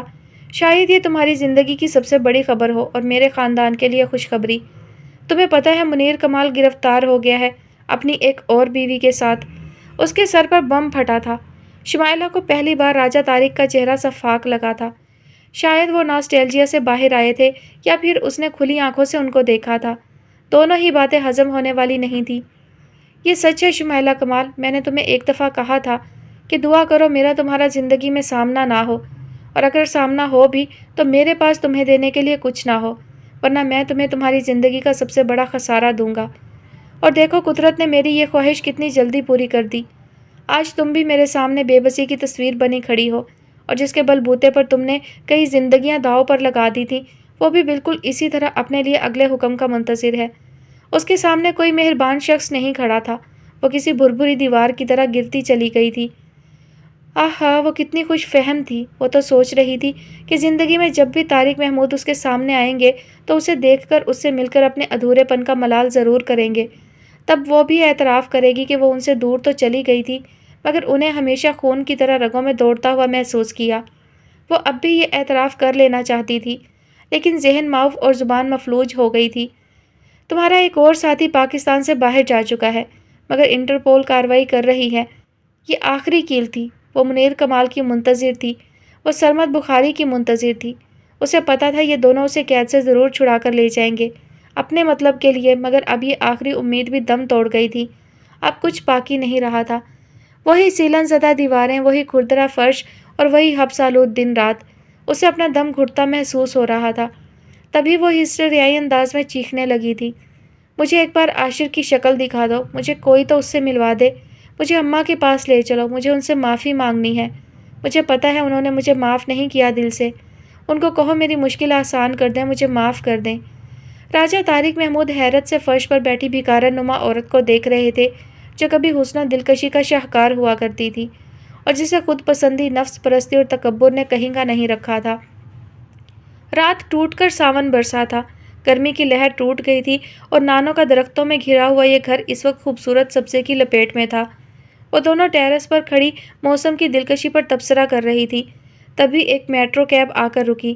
اس میں سے خزیمہ کو اترتے دیکھ کر خولا تو غیر محسوس طریقے سے ریلنگ سے دور چلی گئی تھی، جبکہ کشمالہ نے کوشش کی کہ کسی طرح وہ اوپر دیکھ لے تو اسے یہیں بلا لے، مگر وہ روش سے سیدھا اندر چلا گیا تھا۔ نانو پاپا یقیناً لاؤنج میں تھے۔ وہ نیچے جانے کے بجائے خولا کی طرف آ گئی، جسے خزیمہ کی آمد پر چپ سی لگ جاتی تھی۔ کیا سوچ رہی ہو؟ کچھ نہیں، وہ واقعی کچھ نہیں سوچ رہی تھی، بس دیکھ رہی تھی۔ ارد گرد زندگی کے بڑے پیارے رنگ بکھرے ہوئے تھے، اسٹریٹ، کرکٹ اور وہ بھی بچوں کی۔ وہ بے ساختہ مسکرا دی۔ سامنے جھگڑا شروع ہو گیا تھا۔ چلو نیچے چلیں، کشمالہ نے کہا۔ تم چلو، میں آتی ہوں۔ وہ مگن تھی سامنے کے منظر میں۔ تم خزیمہ سے کیوں بھاگتی ہو خولا؟ وہ سچا لڑکا ہے، اس نے جو پہلے دن سے محسوس کیا تمہیں بتا دیا۔ ایسے لوگ اعتبار کے قابل ہوتے ہیں، بلکہ زندگی کا ساتھی بنانے کے لائق ہوتے ہیں۔ تمہیں پتہ ہے مالا، کاشف بھی مجھے زندگی کا ساتھی بنانا چاہتا ہے۔ ہاں مجھے اندازہ ہے کاشف انٹرسٹڈ ہے، لیکن میں سچ بتاؤں، کاشف بہت اچھا ہے، ہمارا پیارا دوست۔ اس نے ہمارے لیے وہ کیا جو شاید کوئی نہیں کر سکتا۔ آج وہ شخص بھی سلاخوں کے پیچھے ہے جو ہماری زندگیوں کا تماشا بنا کر خود زندگی کے مزے لیتا رہا، اور یہ سب کاشف نے ہی تو کیا ہے۔ لیکن پھر بھی کہیں کچھ مسنگ ہے خولا۔ تمہیں کاشف کی آنکھوں میں زندگی نظر آئے گی، بھرپور زندگی، اور خزیمہ کی آنکھوں میں اپنا آپ دیکھ سکتی ہو تم۔ اب فیصلہ تمہارے دل کی آنکھ نے کرنا ہے۔ دیکھو زندگی ہمیں ایک بار ملتی ہے، کیا خزیمہ کو دیکھ کر تمہارے اندر کوئی احساس نہیں جاگتا؟ یار مالا، تجھے پتا تو ہے مجھے تو کاشف کو دیکھ کر بھی کچھ نہیں ہوتا۔ وہ اب ریلنگ چھوڑ کر ٹہلنے لگی تھی۔ اس بار اس کے چہرے پر سوچ کی پرچھائیاں تھیں، اور کشمالہ دل سے دعا گو تھی کہ وہ اپنے حق میں کوئی بہتر فیصلہ کر لے، اور اس کے لیے خزیمہ سے بہتر کوئی نہیں تھا۔ میں نے خزیمہ کا پوچھا ہے، وہ بس ضد ہوئی۔ پتہ نہیں، میں نے اس بارے میں بھی ابھی نہیں سوچا۔ وہ اس موضوع سے گریزاں تھی۔ کشمالہ مسکرا دی۔ تجھے اب سوچنا ہوگا، ورنہ پاپا خود سوچ لیں گے، اور میرے خیال میں پاپا جو سوچیں گے وہ سب سے بہتر ہوگا۔ مجھے ان کا ہر فیصلہ منظور ہے۔ اس نے گویا ہاتھ اٹھا دیے تھے۔ کشمالہ کے چہرے پر طمانینت کے رنگ بکھر گئے۔ شاید اس کشمکش میں سب سے بہتر یہی تھا کہ فیصلے کا اختیار اس شخص کے ہاتھ میں دے دیا جاتا جو ان کی زندگی پر سب سے زیادہ حق رکھتا تھا اور جو انہیں سب سے زیادہ جانتا تھا۔ تجھے پاپا کا ہر فیصلہ منظور ہوگا نا؟ پچھتائے گی تو نہیں؟ کشمالہ اس کے سامنے آ گئی۔ پتہ ہے مالا، میں خود کنفیوز ہوں۔ میں نے کوشش کی ہے اس بارے میں سوچنے کی، لیکن کوئی فائدہ نہیں ہوا۔ مجھے دونوں ہی پاگل لگتے ہیں، ایک بولتا ہے ایک لکھتا ہے، اب کس کی مانوں؟ وہ ہنس پڑی۔ اس لیے تم پاپا کو کہہ دینا، وہ جو کہیں گے مجھے منظور ہوگا۔ اب ہر کوئی تیری طرح لکی تو ہوتا نہیں کہ آیا اس نے دیکھا اور فتح کر لیا۔ وہ اسے دیکھنے لگی جہاں عاشر کے تصور نے شرمیلے سے رنگ بکھیر دیے تھے۔ ویسے مالا، تجھے اس کی سب سے اچھی بات کیا لگتی ہے؟ مجھے اس کی بس ایک ہی بات اچھی نہیں لگتی کہ وہ بہت انٹروورٹ ہے۔ مجھے اپنے ہر سوال کا جواب اس کے چہرے پر ڈھونڈنا پڑتا ہے۔ وہ سادگی سے بولی۔ تو کیا بولنے والے لوگ زیادہ اچھے ہوتے ہیں؟ تو اور کیا، زندگی سہل ہو جاتی ہے۔ غصہ آیا تب بول دیا، پیار کیا تب بول دیا، یہ کیا کہ سوچتے ہی رہو۔ اس وقت حضرت کس فریم آف مائنڈ میں ہے؟ تو پھر سوچ لے، بہت مشکل ہو جائے گی، خولا نے ڈرایا۔ بہت سوچا، صرف اتنا سمجھ آیا، محبت یا تو ہمیں بدل دیتی ہے یا اپنے روپ میں ڈھال لیتی ہے، پھر کوئی میں تم نہیں رہتا، بس ایک رشتہ بن جاتا ہے اور وہ ہے روح کا۔ کشمالہ بہت مطمئن تھی، اب تو اس راستے پر چلنا ہی تھا، اس یقین کے ساتھ کہ راحت ہو یا مشکل ایک دوسرے کا سایہ بنے رہنا ہے۔ اچھا اب نیچے چلو، خزیمہ کو کافی دیر ہو گئی ہے آئے ہوئے اور مجھے پتا ہے اس کی نظریں سب سے پہلے تمہیں ڈھونڈتی ہیں۔ کشمالہ کی بات پر وہ مسکرا دی تھی۔ بے نیازی اپنی جگہ، مگر فطرت سے کوئی انکار نہیں کر سکتا۔ میں سعدیہ سے شادی کر رہا ہوں۔ اگر آپ لوگوں کو کوئی اعتراض ہے تو بتا دیں، اور نہیں ہے تو وہ بھی بتا دیں۔ میں اسے گھر لے آتا ہوں، ورنہ وہ بہت اچھی جگہ پر ہے، محفوظ اور مطمئن۔ نعمان نے گویا اپنی ماں کے سر پر دھماکہ کیا تھا۔ کمرے میں بیٹھے باقی لوگ بھی ساکت ہو گئے تھے۔ چچا چچی کے لیے تو شاید تائی سے بڑا دھماکہ تھا۔ کتنی دیر تک کوئی کچھ بول ہی نہیں سکا۔ البتہ سفیر کو توقع تھی کہ اس طرح کا طبل جنگ جلد بجے گا۔ تو جس باپ کی اولاد ہے، تیرے یہ لچھن نہیں ہوں گے تو اور کیا ہوگا؟ وہ تو مر گیا مگر میرے لیے عذاب چھوڑ گیا۔ تائی کو بہانا چاہیے ہوتا تھا انہیں کوسنے کا۔ نعمان کو اس قسم کے رد عمل کی توقع تھی۔ وہ بس انہیں خاموشی سے دیکھنے لگا۔ مجھے پہلے ہی پتا تھا باپ مرے گا تو اولاد میرے سینے پر مونگ دلے گی۔ اچھا ہوا وہ مر گیا، اب سکون سے ہوگا۔ میں سچ کہتا ہوں اماں، اگر زندگی میں آپ نے انہیں سکون دیا ہوتا تو وہ ایسی موت کبھی نہ مرتے۔ وہ بڑے تحمل سے گویا ہوا۔ سفیر نے حیرت سے اپنے چھوٹے بھائی کو دیکھا۔ بے شک وہ باپ کے زیادہ قریب رہا، لیکن فیصلہ کرنے کی خوبی نعمان کے اندر آ گئی تھی۔ ارے اور کس طرح سکھ دیتے ہیں، لیکن دیکھو انعام کیا ملا۔ مرتے مرتے بھی ساری زندگی کی بدنامی میرے حصے میں ڈال گیا۔ وہ اچانک ہی رونے لگی تھی۔ اب پتہ نہیں غم مرنے کا تھا یا بدنامی کا۔ سفیر اٹھ کے ان کے پاس آ گیا۔ اماں بس کرو، رونے سے نہ وہ واپس آئیں گے نہ ہی ہماری قسمت بدلے گی۔ جو ہونا تھا ہو چکا، اب اس وقت ان باتوں کا نہیں ہے۔ میرے خیال میں نعمان نے جو فیصلہ کیا ہے ٹھیک کیا ہے۔ آپ چچا چاچی سے باقاعدہ رشتہ مانگ لیں، گھر کی تو بات ہے۔ اور ویسے بھی سعدیہ گھر سے بھاگی نہیں تھی، اس کے ساتھ حالات ایسے ہو گئے تھے کہ وہ گھر واپس نہ آ سکی۔ نعمان نے ممنونیت سے سفیر کو دیکھا۔ اس نے یہ رائے پہلے ہی ہموار کی ہوئی تھی۔ چچا چچی کو یوں لگ رہا تھا ان کی بیٹی کا نہیں کسی اور کی زندگی کا فیصلہ ہو رہا ہے۔ وہ پہلو پر پہلو بدل رہے تھے۔ تو کیا داغ لگی لڑکی ہی رہ گئی میری بہو بننے کے لیے؟ تائی کی صفاقی میں کمی نہ آئی تھی۔ چاچی کا دل چاہا صاف انکار کر دیں، مگر پھر سعدیہ کا کیا ہوتا؟ اسے کون قبول کرتا؟ اس کے ساتھ جڑی کہانی نے اس کی زندگی برباد کر دی تھی۔ نعمان نے تو امید کی کرن روشن کی تھی، وہ انہیں ہر حال میں قبول تھا۔ ٹھیک ہے، آپ آج بھی انہی دکھوں کو لے کر بیٹھی رہیں۔ آپ کو کبھی سمجھ نہیں آئے گی کہ آپ کی انہی کڑوی باتوں نے یہاں سب کی زندگی کو تلخ بنائے رکھا۔ آپ نے کبھی کسی کے لیے اچھا سوچا ہی نہیں۔ میرا خیال تھا ابا کی موت کے بعد آپ کو احساس ہوگا کہ زندگی کے ساتھ آپ کے منفی رویے نے کسی کو سکھ نہیں دیا، مگر اماں وقت بدل جاتا ہے، فطرت نہیں بدلتی۔ آپ رہتی رہیں اپنی 1.5 اینٹ کی مسجد میں، شاید کبھی آپ کو سمجھ آ جائے۔ اور چچا چچی، اگر آپ کو کوئی اعتراض نہیں ہے اس کام میں دیر مت کریں۔ یہ سعدیہ کے حق میں بہتر ہے، اور اس کے بعد میں یہاں اس شہر میں نہیں رہوں گا۔ میں نے انتظام کر لیا ہے، بس آپ اپنا فیصلہ سنا دیں۔ وہ حیران پر حیران کیے جا رہا تھا۔ سارے بڑے فیصلے وہ کر چکا تھا، اب وہ صرف گھر والوں کو اطلاع دے رہا تھا۔ چچا کو بھلا کیا اعتراض ہو سکتا تھا؟ سعدیہ کی زندگی بن رہی تھی، اس کا گھر آباد ہو رہا تھا۔ نعمان جیسا بھی تھا قابل بھروسہ تھا، اس نے کبھی گھر کے کسی بندے کو اپنے عمل سے تکلیف نہیں پہنچائی تھی۔ وہ کیا کرتا تھا، کیا کماتا تھا، سعدیہ کو کتنی اچھی زندگی دے سکتا تھا، چچا کو اس وقت ان باتوں سے سروکار نہیں تھا۔ ان کے لیے اس کا اعتماد ہی کافی تھا۔ اگر سعدیہ کی قسمت میں نعمان کا ساتھ سکھ لکھا تھا تو پھر کوئی طاقت رکاوٹ نہیں بن سکتی۔ انہوں نے آگے بڑھ کر نعمان کو گلے لگا لیا۔ پہلی بار وہ اپنی بھاوج کے خلاف جا کر فیصلہ کر رہے تھے۔ جاؤ، میری دعائیں تمہارے ساتھ ہیں، اللہ تم دونوں کو سکھی رکھے۔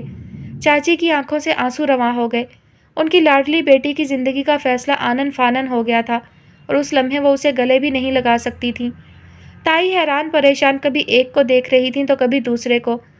اماں مان جائے نا، سفیر نے ان کے کندھے پر ہاتھ رکھا۔ میرا وعدہ ہے میں اپنی شادی صرف آپ کی پسند سے کروں گا۔ وہ مسکرا دیا۔ جاؤ، تم نے بھی جو کرنا ہے کرو، میرا دماغ مت کھاؤ۔ جب اسے اپنی ماں کی پرواہ نہیں تو انہیں ایک اور دکھ یاد آ گیا تھا۔ نعمان چچا کے اشارے پر ماں کے پاس آ گیا، اور پھر چچا چچی بھی ان کے قریب چلے آئے۔ اماں کبھی کبھی دل کی بھی مان لیتے ہیں۔ صاف چوٹ کر رہا تھا۔ سفیر نے گھور کر دیکھا۔ بھاوت جو قسمت میں لکھا ہوتا ہے اسے ہم میں سے کوئی نہیں ٹال سکتا۔ وہ بس اتنا ہی بول پائے تھے کہ ٹوک دیا گیا۔ تم چپ کرو، ساری زندگی دوسروں کی سنتے آئے ہو۔ پہلے مجھے سعدیہ سے ملواؤ تو میں پوچھوں تو اس سے کہاں مر گئی تھی؟ کسی کی عزت کا بھی سوچا تھا اس نے؟ یہ سب مر گئے تھے اس کے لیے۔ یہ ان کی رضامندی کا واضح اشارہ تھا۔ سفیر نے اطمینان کی سانس لی۔ نعمان رخ پھیر کر مسکرا دیا۔ अम्मा की नाराज़गी के साथ वो भला कब खुश था? माँ तो माँ होती है ना, वो कितनी ही बुरी औरत क्यों ना हो, मगर उसे तकलीफ का दर्द सहने का इनाम मिल ही जाता है। मैं उसे ले आऊँगा। अम्मा, अब एक और आखिरी बात कहूँगा, वो भी मान लेना। उसने लगे हाथों अगला मुद्दा भी बयान करना चाहा, मगर ताई ने जूता उठा लिया। चल दफ़ा हो, पैसों की बात की ना मुझसे, तेरे बाप की कब्र पर जाकर बैठ जाऊँगी। माँ, पैसों की बात नहीं है। अच्छा चल, गुस्सा उतर जाए तो फिर बता दूँगा। वो माहौल पर छाई कदूरत और बदमज़गी कम करने में बड़ी हद तक कामयाब हो गया था। कुत्सिया पर ना कोई इल्ज़ाम साबित हुआ था और ना ही 2 हफ्तों के साथ से ज़्यादा वो मुनीर कमाल को जानती थी। मुनीर कमाल से उसका निकाह 9 साल पहले हुआ था, जिसकी शरई हैसियत सवालिया निशान बन गई थी। कुत्सिया अब मुनीर कमाल से कोई वास्ता नहीं रखना चाहती थी। उसने आज तक अपने किसी भी किस्म के हकूक़ अदा नहीं किए थे, सो उसे फ़ैसला करने में कोई दुश्वारी नहीं हुई थी। उसने तमाम तर सूरत-ए-हाल को काशिफ़ के सामने रख कर उससे मदद मांगी थी। पता नहीं क्यों काशिफ़ के ज़हन पर एक बोझ सा था। वो कुत्सिया से बात करने के बाद, उसका फ़ैसला सुनने के बाद हल्का हो गया। कुत्सिया मुनीर कमाल से बाकायदा खुला लेकर आज़ाद होना चाहती थी। अरे यार, मैं तलाकनामा उसके सामने रख देता हूँ, उसका बाप भी साइन करेगा। काशिफ़ के लिए कुछ भी नामुमकिन नहीं था। काशिफ़ की कोशिशों के बाइस उसे एक रात से ज़्यादा थाने में नहीं गुजारना पड़ी थी। अब वो और आशिर दोनों उसके सामने बैठे थे और ये घर था नानो का, जहाँ वो रात ही मेहमान बनी थी। मेहमान खुदा की रहमत होते हैं और नानो रब की इस मेहरबानी पर हमेशा खुश रहती थी। ज़िंदगी हमें हमेशा गर्दिश में रखती है। उसने कब सोचा था कि कभी आशिर की नानो से मिलेगी, उसके बाबा से मिलेगी। नानो ने उसकी बेबसी सुनकर बेइख्तियार उसे गले लगाया। एक मुद्दत बाद उसके अंदर सुकून सा भर गया था, किसी माँ के सीने से लगकर। उनका दिल भी उनके घर की तरह बहुत बड़ा था। उन्होंने कहा था, बेटियाँ रहमत होती हैं। अल्लाह ने मेरा घर रहमत से भर दिया है। फिर वो 2 हसीन परीनुमा लड़कियाँ, उसका दिल चाहा उसके सामने बैठी रहें और वो देखती रहें। दोनों एक दूसरे का अक्स थीं, मगर चेहरे की मलाहत और शरारत से पहचान ली जाती थीं। काशिफ़ ने देर नहीं लगाई थी एक राज से पर्दा उठाने की। आशिर और कशमाला। कुदरत कुछ लोगों पर ख़ास अंदाज से मेहरबान होती है, उसे यकीन हो गया था। रूहों का मिलन आसमान पर होता है। पता नहीं उसके मुकद्दर में क्या लिखा था। शायद सारी उम्र का सफ़र या कहीं कोई क़याम भी था। उसने एक लम्हे को सोचा, फिर मुस्कुरा दी। मुनीर कमाल जैसे शख्स के साथ से तो सारी उम्र का सफ़र कहीं बेहतर है। मेरा रब मेरे हक़ में हमेशा अच्छा ही करता आया है। और आशिर सोच रहा था, कुद्सिया से दोबारा मिलना बेमकसद तो नहीं हो सकता। मेहंदी का दिन तो खैर आफियत से गुजर गया था। बादल घिर घिर कर आते रहे, बरसे नहीं। रात गए तक मस्कन के लॉन में महफिल भी रही। सब तो लुत्फ़अंदोज़ हुए ही, सादिया के दिल पर छाया गुबार भी कम हो गया। दिल का बोझ हल्का होने की एक वजह शायद ये भी थी कि नोमान उसके लिए शादी की मुनासबत से सूट भी लेकर आया था। सोफ़िया ने तो बेसाख्ता उसकी चॉइस की तारीफ़ की थी। मैंने कहा ना, ये जो नज़र आता है वो है नहीं। तब वो सोफ़िया से भी मिला था। गए दिनों के लाउबाली खलंडरे से नोमान से बिल्कुल मुख्तलिफ। ब्लू जीन्स पर वाइट टी शर्ट और छोटे छोटे बालों के साथ वो इंतहाई शाइस्तगी के साथ बात करता हुआ सोफ़िया को हैरान कर गया था। कोई नया रोल प्ले कर रहे हो? सोफ़िया ने मानी खैजी से पूछा था। फ़िलहाल तो नई कहानी लिखने जा रहा हूँ, दुआ कीजिएगा। उसकी मुस्कुराहट में कुछ था ऐसा कि सोफ़िया की निगाहें सादिया से जा मिली। वो भी उन्हें ही देख रही थी। ऑल द बेस्ट, जहाँ भी मेरी मदद की ज़रूरत हो ज़रूर बताना, उसने खलूसे दिल से कहा। यकीनन आपकी मदद और रहनुमाई के बगैर कुछ नहीं होगा, और अगर आप बुरा ना मनाएं तो एक बात कहूँ। वो उसे बगौर देख रहा था। आज तुम्हारा दिन है, बोलो। आप इस ड्रेस में बहुत अच्छी लग रही हैं, ख़ास तौर पर आपकी मेहंदी। वो जो महसूस करता था बोल देता था, यही उसकी सबसे अच्छी आदत थी। सोफ़िया आदाब बजा लाई। फ़िक्र ना करो, तुम्हारी दुल्हन इससे भी ज़्यादा अच्छी लगेगी। ये जोड़ा दुल्हा वाले भिजवाते हैं, कीप इन माइंड। जो हुक्म। वो हंस पड़ा और सादिया बस खामोशी से दोनों के मकाल में सुनती रही थी। और आज जब सोफ़िया की रुखसती में थोड़ी ही देर बाकी थी, उसको एहसास हुआ कि वो गुफ्तगू बेमकसद नहीं थी। ताई, सफ़ीर, अम्मी, अब्बू और नोमान अचानक ही कहीं से नमूदार हुए थे। नोमान ही उन्हें राहत बेगम के पास लेकर आया था। वो तो इस शादी में भरपूर तैयारी के साथ शरीक थी। उसकी समझ में नहीं आया किस तरह अपने घर वालों का सामना करे। अलबत्ता ताई ने जब स्टेज पर जाकर सोफ़िया के सर पर हाथ फेरा तो उसका खौफ भी कदरे इत्मीनान में ढल गया।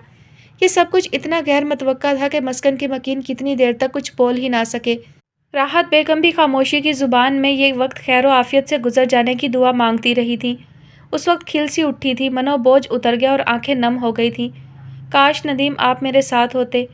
कीमती सुर्ख लिबास में मधुर सी मुस्कुराहट चेहरे पर सजाए सोफ़िया लग भी तो इतनी हसीन रही थी कि उसके चेहरे से नज़रें हटाना मुश्किल हो रहा था। और फिर उसके पहलू में शहज़ादा नुमा दुल्हा اتنا مکمل منظر تھا کہ وہ بارہا ندیم کو پکارنے پر مجبور ہوئی تھیں، لیکن اب یہ کسی حد تک کمی پوری ہو گئی تھی۔ صوفیہ اپنی تائی، چاچا چاچی اور کزنز کے حصار میں تھی۔ انہوں نے خصوصی طور پر تصویریں بنوائیں۔ وہ ممنونیت سے فہیم چاچا کو دیکھنے لگیں۔ کہنا سننا پھر کبھی، ہم چاہتے تھے کہ ندیم کی نشانی اپنوں کی دعاؤں کے ساتھ رخصت ہو۔ اس کا باپ نہیں تو کیا ہوا، باپ جیسا تو ابھی زندہ ہے نا۔ وہ ان کے الفاظ پر نہال ہو گئیں۔ کہنے سننے کی بھلا اب ضرورت ہی کیا تھی؟ تائی کے چہرے پر شکنیں کم تھیں، یہی کافی تھا۔ یہ سعدیہ کو کہاں چھپا رکھا ہے؟ کس قدر بے مروت لڑکی ہے، گھر والوں کی بھی کوئی پرواہ ہے اسے؟ تائی کا لہجہ قدرے نرم تھا، البتہ لفظوں کے معاملے میں انہیں خود پر اختیار نہیں تھا۔ وہ کہیں چھپ کر نہیں بیٹھی، بس شرمندہ ہے آپ لوگوں سے، راحت بیگم نے رسانیت سے کہا۔ نعمان بھی وہیں آ گیا۔ اب شرمندہ ہونے کا کیا فائدہ؟ چاچی کا چہرہ جھک گیا۔ اب بھی کچھ نہیں بگڑا، وہ میرے لیے صوفیہ کی طرح ہے، میں اسے بھی اسی دھوم دھام سے رخصت کروں گی۔ آپ بس نعمان مجھے دے دیں۔ راحت بیگم کا ظرف آج بھی سمندر جیسا تھا۔ سجے سجائے حال میں ایک خاموش گوشے میں وہ ان لوگوں کے ساتھ محو کلام تھی۔ مسکن کے مکین یہ منظر دیکھ کر حیرت کے دائرے سے باہر نکل آئے تھے۔ شجاع نے بھی صوفیہ کے ساتھ سرگوشیاں شروع کر دی تھیں۔ میری حسین دلہن اب تو دل سے خوش ہے نا، ایک مظلوم آدمی کا دل تو نہیں توڑے گی۔ شجاع سدھر جاؤ، یہ سب نے سن لیا ہے، فائزہ نے احساس دلایا۔ تو سن لیں، کوئی تو میرے حق میں دعا کرے گا۔ میں نے اس سے پہلے بھی آپ کا دل توڑا ہے؟ یہ پہلی سرگوشی تھی سرخ آنچل کی اوٹ سے۔ شجاع کا چہرہ مزید جگمگانے لگا۔ ظاہر ہے اچھی بیویاں اپنی چیزوں کی حفاظت دل و جان سے کرتی ہیں، اور اچھی بیویوں کے شوہر کیا کرتے ہیں؟ یہ انم تھی جس نے اچانک آ کر جملہ اچک لیا تھا۔ بس اپنی بیویوں سے پیار کرتے ہیں، اور کیا کرتے ہیں؟ شجاع کی زبان کو اب بریک نہیں لگ رہے تھے۔ صوفیہ نے سرخ حنائی ہاتھ اپنی گود میں رکھ کر جوڑ دیے۔ شجاع کو اس کی یہ شرمیلی سی ادا بہت پیاری لگی تھی، اور چپکے سے اپنا ہاتھ اس کے دونوں ہاتھوں پر رکھ دیا تھا۔ اس ایک لمس میں جذبوں کی حدت کے ساتھ محبت کا مان بھی تھا، زندگی بھی تھی، اور زندگی گزارنے کے لیے مضبوط سائبان ہونے کا یقین بھی تھا۔ اس نے ذرا سا پہلو بدلا، تھینکس کہا، اور شجاع نے ہاتھ ہٹا لیا، مگر انم اتنا دلکش منظر کیمرے میں قید کر چکی تھی۔ آئی لو یو سو مچ، وہ اپنے کیمرے کو چوم رہی تھی۔ شجاع نے اس کی شرارت پر بے ساختہ قہقہا لگایا تھا۔ لڑکے لڑکیوں کا ایک گول آخری گروپ فوٹو بنوانے کے لیے اسی پر وارد ہوا تھا۔ ان میں سعدیہ اور نعمان بھی تھے۔ صوفیہ کو بہت اچھا لگا تھا۔ وہ نعمان کو آل دا بیسٹ کا اشارہ کر کے مسکرا دی تھی، اور کچھ ایسے ہی تاثرات اس کے بھی تھے۔ خالہ جان ہم سے دور جا کر خوش وہ بھی نہیں رہی، اس وقت بھی وہ تکلیف میں ہے، معاف کر دیں اس کو، کچھ تو اس کی تکلیف کم ہوگی۔ ان کے ذہن میں فرش پر بیٹھی شمائلہ ثبت ہوئی تھی۔ جب سے مل کر آئے تھے وہ بے چین تھے۔ کیا میرے معاف کرنے سے اس کے گناہ کم ہو جائیں گے؟ کیا ان لوگوں کی تکلیف ختم ہو جائے گی طارق، جو اس کی وجہ سے برباد ہوئے؟ ان کی آنکھیں نمکین پانیوں سے لبریز تھیں۔ اس کی تکلیف اور سزاؤں کا سن کر دل گہری کھائی میں جا گرا تھا۔ وہ جانتی تھی شمائلہ کو اس کے اعمال کی سزا ملے گی، کیونکہ دنیا مکافات کا گھر ہے، مگر اتنی جلدی ان کی زندگی میں ہی اس کی آزمائش کا وقت آ جائے گا، یہ انہیں اندازہ نہیں تھا۔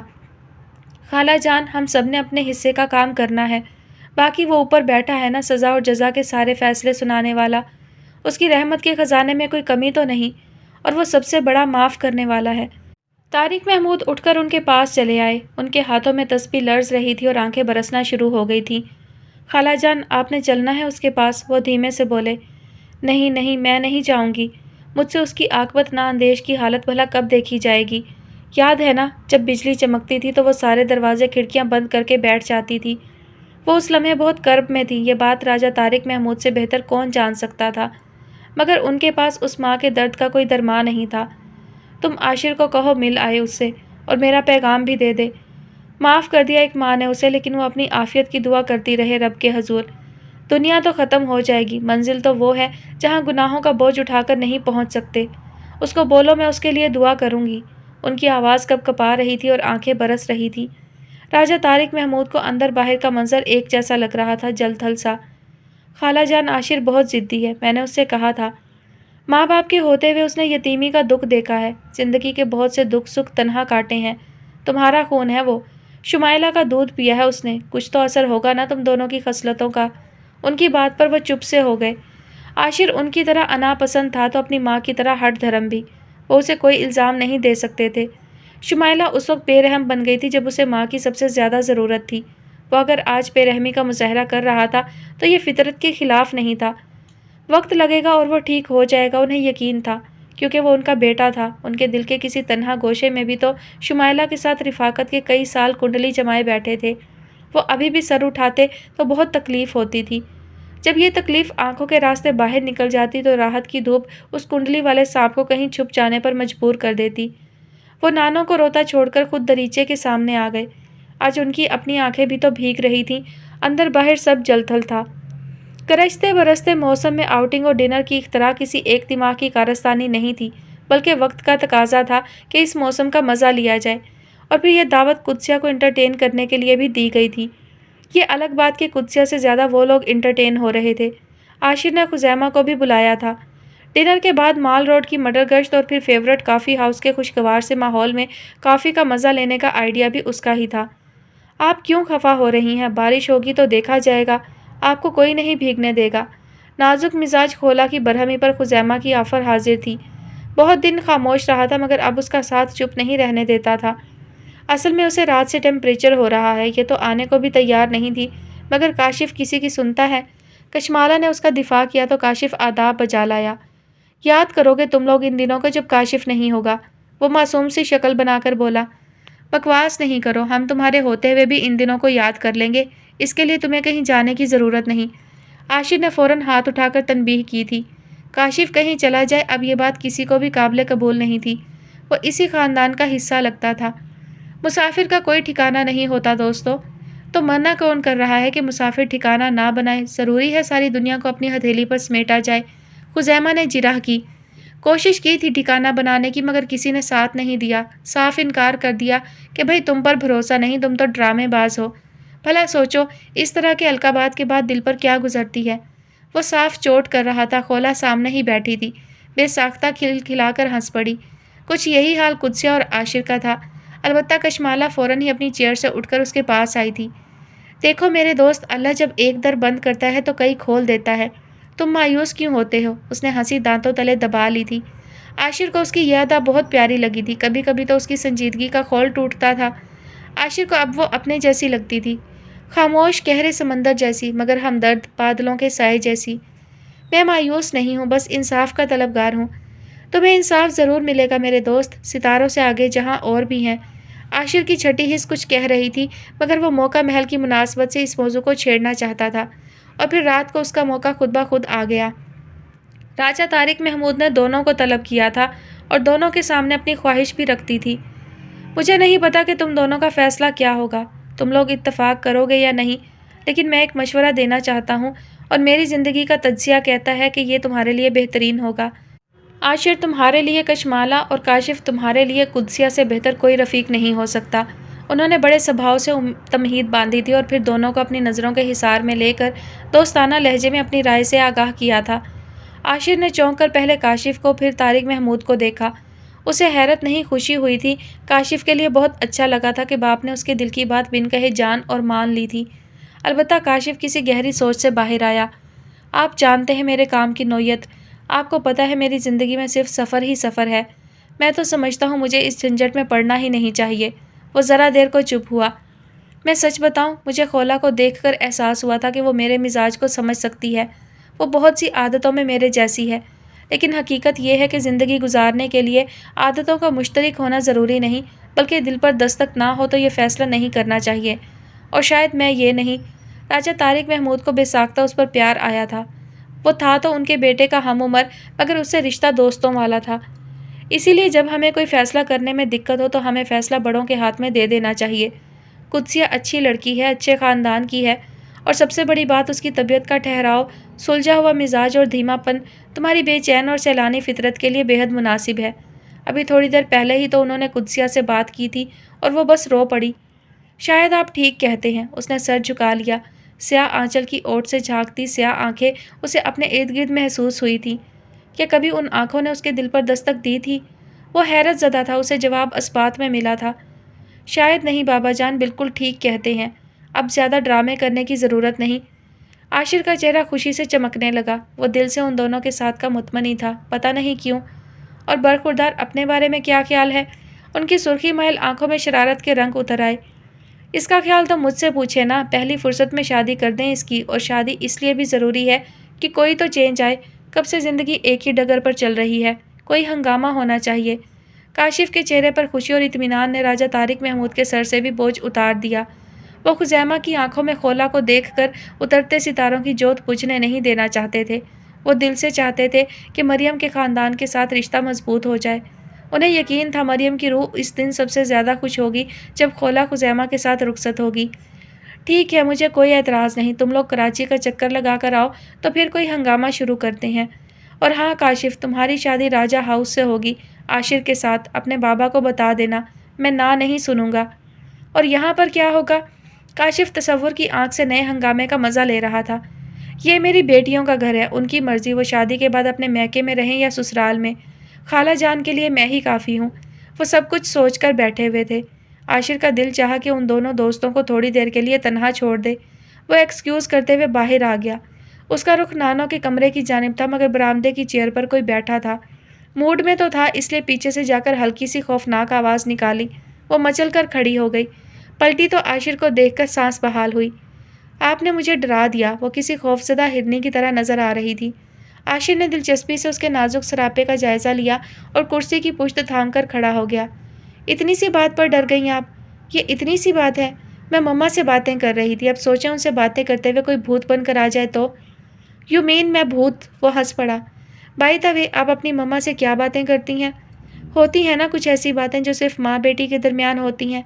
मैंने उन्हें आपका भी बताया कि आप अब गुस्सा कम करते हैं, नाराज़ नहीं रहते। वो मासूमियत से बोली। फिर उन्होंने क्या कहा? आशिर कुर्सी पर बैठ गया था और उसे भी बैठने का इशारा किया। वो मुस्कुरा दी। पता है, वो मुझसे ज़्यादा पापा से बात करती हैं, मेरे पास तो वो कभी कभी आती हैं। उसके लहजे में अकीदत थी। आशिर को सलाखों के पीछे खड़ी वो औरत याद आई जिससे मिलकर उसके दिल में कोई एहसास नहीं जागा था सिवाय तासुफ और हमदर्दी के। माला, एक बात पूछूं? बहुत देर की खामोशी के बाद उसने गहरी सांस लेकर पूछा था, और इस दौरान कशमाला वो सिर्फ उसके चेहरे को पढ़ने की कोशिश करती रही। उसे अफसोस हो रहा था वो क्यों अपनी मम्मा का जिक्र करके आशिर की तकलीफ में इजाफा कर बैठी। सिर्फ एक बात, उसने माहौल की अफसुर्दगी कम करना चाही। अभी तो सिर्फ एक बात, वो धीरे से बोला। कशमाला के दिल की धड़कन तेज़ हुई। वो उसकी हर बात सुन सकती थी, बस एक बात के अलावा। मैं बहुत अधूरा इंसान हूँ, बहुत सी खामियाँ हैं मेरे अंदर। मैं अपने अंदर बहुत सी कमियाँ महसूस करता हूँ। शायद मैं सफाक भी हूँ, बेरहम और बेहिस भी। क्या निबाह कर पाओगी? वो बोल रहा था और कशमाला की सांस अटकी हुई थी। क्या आप मुझे इजाज़त देंगे कि मैं आपकी ज़ात का अधूरापन दूर कर पाऊँ? खामियाँ तो मुझ में भी बहुत सी हैं। बेरहम और सफाक मैं भी हूँ। मुझे पता है मुनीर कमाल इस वक्त किस हाल में है, लेकिन मेरा दिल उसको माफ़ करने पर आमादा नहीं। खामोश भीगी रात उनके एतराफ़ात सुनकर मुस्कुरा दी। उसे दोनों की सच बोलने की अदा अच्छी लगी थी। कम अज़ कम उन्हें अपनी ज़ात का इदराक तो था।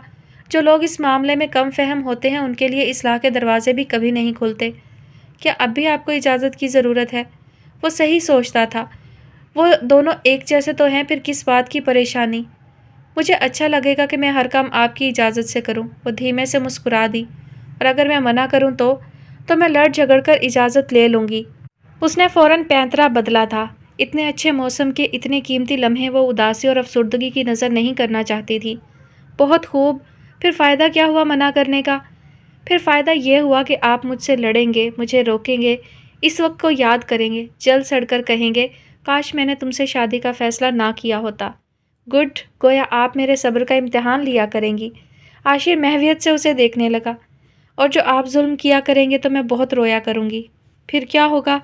फिर आप मुझे मनाया करेंगे, लेकिन मैं नाराज़ होकर पापा के पास चली जाऊँगी। सोच लें, मैं लेने नहीं आऊँगा। वो पूरी तरह उससे लड़ाई झगड़े से महजूज हो रहा था। तो कोई बात नहीं, मैं खुद ही आ जाऊँगी, आखिर आपके बिना रह भी तो नहीं सकती। वो जिस रवानी में बोल रही थी उसी में ज़िंदगी का सबसे बड़ा सच भी मुँह से निकल गया था। तभी अगले लम्हे वो दोनों हाथों में मुँह छुपाकर अपनी खिफ़्फ़त मिटा रही थी। आशिर का बुलंद कहकहा उसे मज़ीद शर्मसार कर गया था। सच में शर्मिंदगी कैसी माला? क्या सारे सच मैं ही बोलती रहूँगी हमेशा? खदशा ज़ुबान पर आ ही गया। दस्तक देने में पहल भी तो आपने की है। वो मुस्कुरा दिया शरारत से। ये फाउल है, मैं थक जाऊँगी। उसका चेहरा सुर्ख हो रहा था। यू डोंट वरी, मैं नहीं थकने दूँगा। पता है माला, जब ख्वाबों को ज़िंदगी का रूप मिल जाए तो फिर हमारे इर्द गिर्द ख्वाहिशों का मेला सा लगा रहता है। मुझे डर लगता है इस हजूम से। आशिर, एक बात कहूँ, ख्वाब से ख्वाहिश का सफ़र अगर रियाज़तों से भरपूर हो, ज़िंदगी मन्नत और मुरादों के बाद ली हो, تو پھر آسودگی کے لمحوں میں شکر ادا کرنے کے سوا کچھ یاد نہیں رہتا۔ تو پھر میں اپنے رب کا شکر گزار ہوں کہ اس نے میری ذات کی تکمیل کے لیے جو بھیجا ہے وہ بالکل میرے جیسا ہے۔ وہ اسے اپنی نگاہوں کے حصار میں لے کر بولا، اور خوب گزرے گی جو مل بیٹھیں گے دیوانے دو۔ آواز پیچھے سے آئی تھی، وہ دونوں اچھل کر کھڑے ہو گئے۔ کاشف تالیاں بجا رہا تھا۔ مل بیٹھیں گے دیوانے چار، میں ابھی قدسیہ کو بلاتی ہوں۔ کشمالہ کو راہ فرار چاہیے تھی، اگلی جست میں وہ دروازے کے پیچھے غائب ہو گئی تھی۔ خوش رہو میرے یار، کاشف نے جذب سے کہا۔ تم بھی ہمیشہ۔ عاشر کے دل میں بھائیوں والا پیار امڈ آیا تھا۔ ختم شد۔ جی تو ڈیئر لسنرز، فائنلی یہ ناول اپنے اختتام کو پہنچا، بہت ہی اچھی اینڈنگ کے ساتھ، بہت ہی خوشگوار اینڈنگ کے ساتھ، اور مجھے تو یہ ناول بیحد بیحد بیحد اچھا لگا۔ ناول میں جس طرح کی محبت دکھائی گئی وہ تو قابل تعریف ہے ہی، لیکن اس کے ساتھ عورت کا ہر روپ جو ہے وہ اتنی خوبصورتی سے بیان کیا گیا کہ انسان جب محبتوں سے گھرا ہو اور اس کے دل میں نرم گرم جذبے ہوں، اور حیا سب سے بڑی بات، اس کے اندر حیا ہو، فطری حیا تو عورت کا خاصہ ہوتی ہی ہے، تو وہ عورت کیسی ہوتی ہے، اور جب کسی عورت کے اندر شرم و حیا مٹ جائے، جس کے اندر خود غرضی سما جائے، جس کے اندر شہرت اور دولت کی ہوس جاگ جائے، تو وہ عورت پھر کس طرح کی ہو جاتی ہے۔ یہ عورت کے مختلف روپ جو دکھائے گئے، نانو کی صورت میں، کشمالہ اور خولہ کی صورت میں، سامیہ ایک ہمدرد بہن کی صورت میں، اور دوستی، یاری، محبت، رشتے، ناطے، ان کی خوبصورتی اور بدصورتی سب دکھائی گئی۔ جب رشتے مخلص ہوں، آپ کے خونی رشتے نہ بھی ہوں، آپ کا خونی تعلق نہ بھی ہو، تو بھی وہ آپ کا ساتھ نبھاتے ہیں، جیسے کہ کاشف نے عاشر کا ساتھ دیا۔ کشمالہ خولہ کا خونی رشتہ نہیں تھا راجہ طارق محمود کے ساتھ، لیکن پھر بھی وہ اس کے لیے اولاد کی طرح سے تھی، جبکہ شمائلہ کمال نے اپنی اولاد کو بھی چھوڑ دیا۔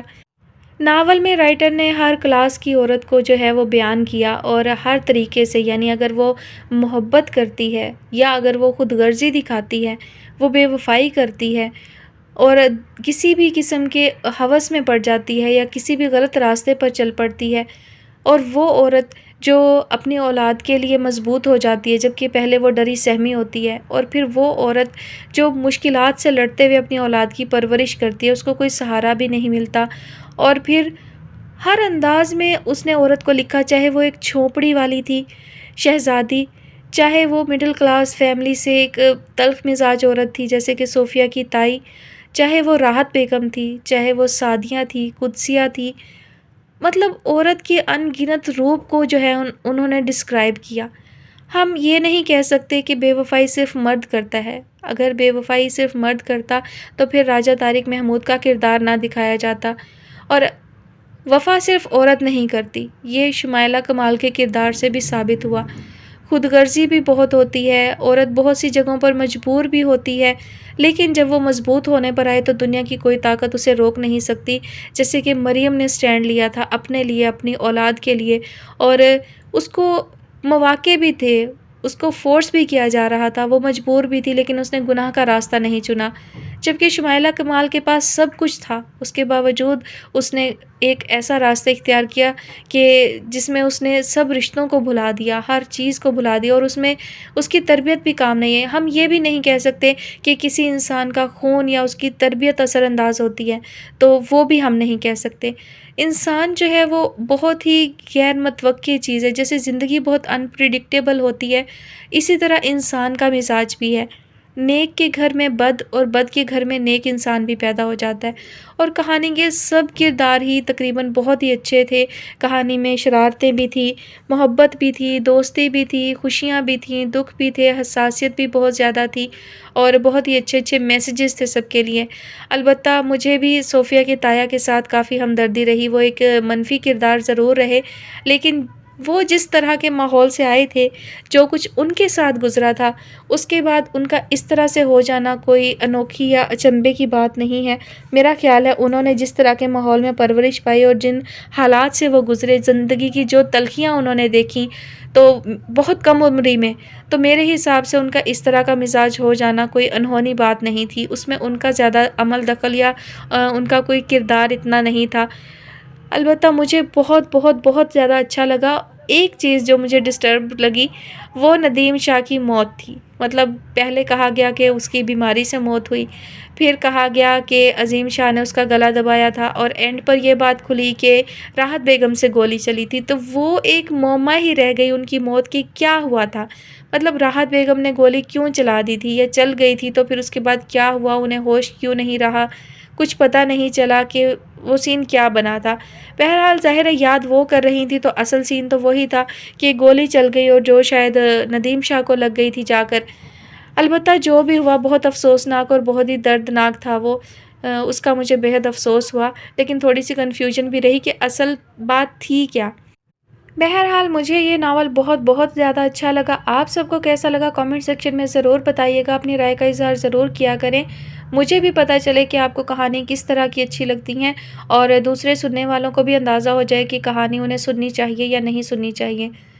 انشاءاللہ جلد بہت ہی اچھے ناول کے ساتھ حاضر ہوں گی۔ مجھے تو جو ہے وہ میچور قسم کے ناولز پسند ہیں، لیکن میری کوشش ہوتی ہے کہ آپ سب کی فرمائش جو ہے وہ بھی پوری کر سکوں، آپ لوگوں کو جس طرح کے ناولز پسند ہو وہ بھی شیئر کروں، تھوڑے اچھے بھی ہوں، فنی بھی ہوں، لیکن ناول پڑھے بغیر تو اندازہ نہیں ہو سکتا نا کہ ناول کیسا ہے، اور کمپلیٹ ناول میں ریڈ کر نہیں سکتی، تو اس وجہ سے آپ سب جو ہے وہ فرمائش کر سکتے ہیں ناول کی، لیکن کوشش کیجیے گا کہ اچھے ناول سجیسٹ کریں، میچور ناولز ہوں۔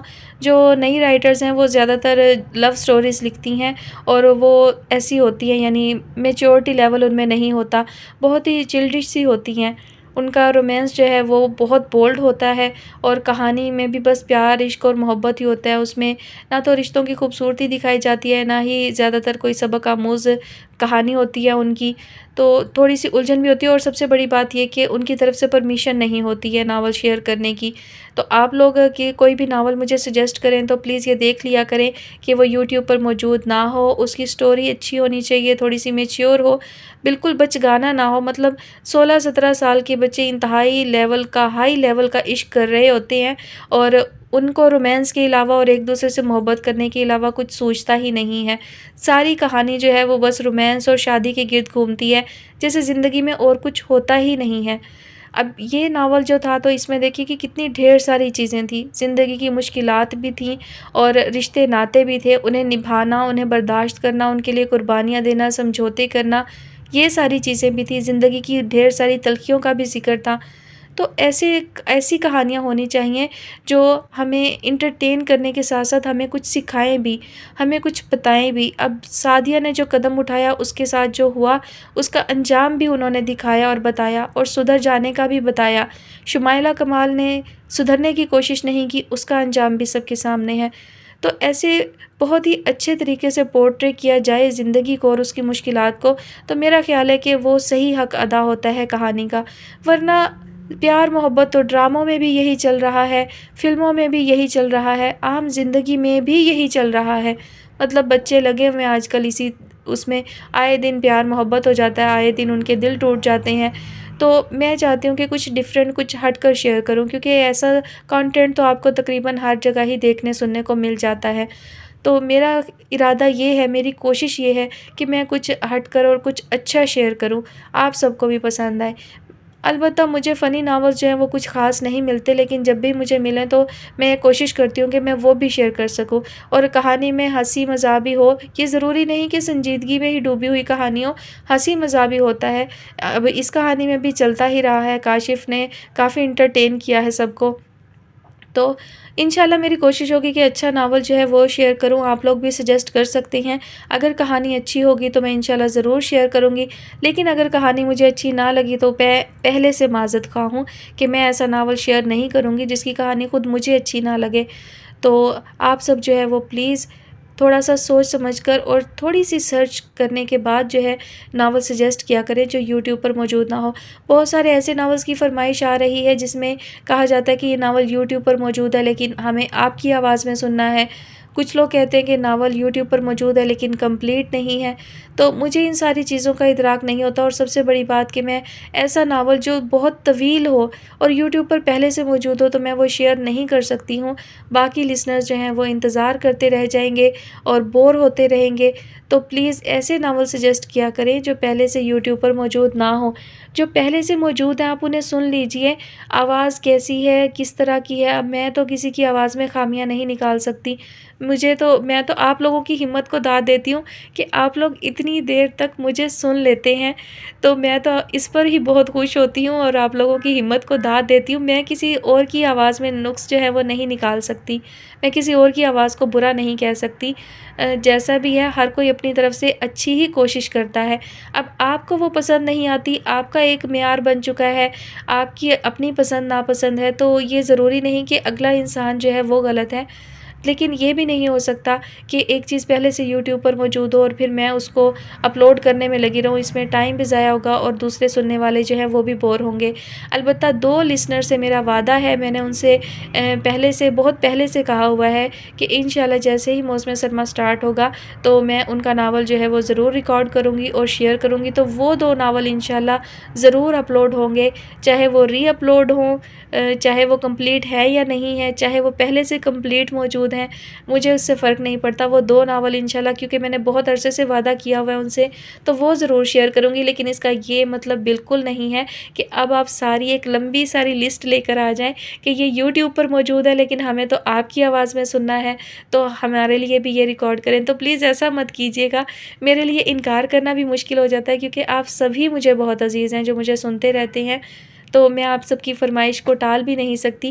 لیکن میں اکیلی جان ہوں، میں کس کی فرمائش پوری کروں؟ ظاہر ہے اس میں وقت لگتا ہے، اتنے طویل ناول ہوتے ہیں، اتنی ساری ایپیسوڈ ہو جاتی ہیں، تو ظاہر ہے مہینہ مہینہ گزر جاتا ہے، 20 ایپیسوڈ ہوتی ہیں، پھر کبھی نیٹ ورک کا ایشو ہو جاتا ہے، تو ایک مہینے میں ایک ناول کمپلیٹ ہوتا ہے۔ اب 8-10 ناول ہوں تو میں ان کو ایک ساتھ تو اپلوڈ نہیں کر سکتی نا، تو آپ کو انتظار تو کرنا پڑے گا اپنی باری کا۔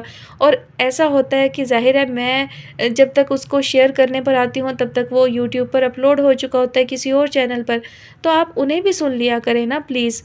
اچھا باتیں بہت ہی زیادہ ہو گئی ہیں آج، تو میں نے بہت زیادہ بات کر لی ہے، تو انشاءاللہ اپنا بہت سارا خیال رکھیے گا، اپنی دعاؤں میں یاد رکھیے گا، بہت جلد جو ہے وہ نئے ناول کے ساتھ حاضر ہوں گی۔ اللہ حافظ۔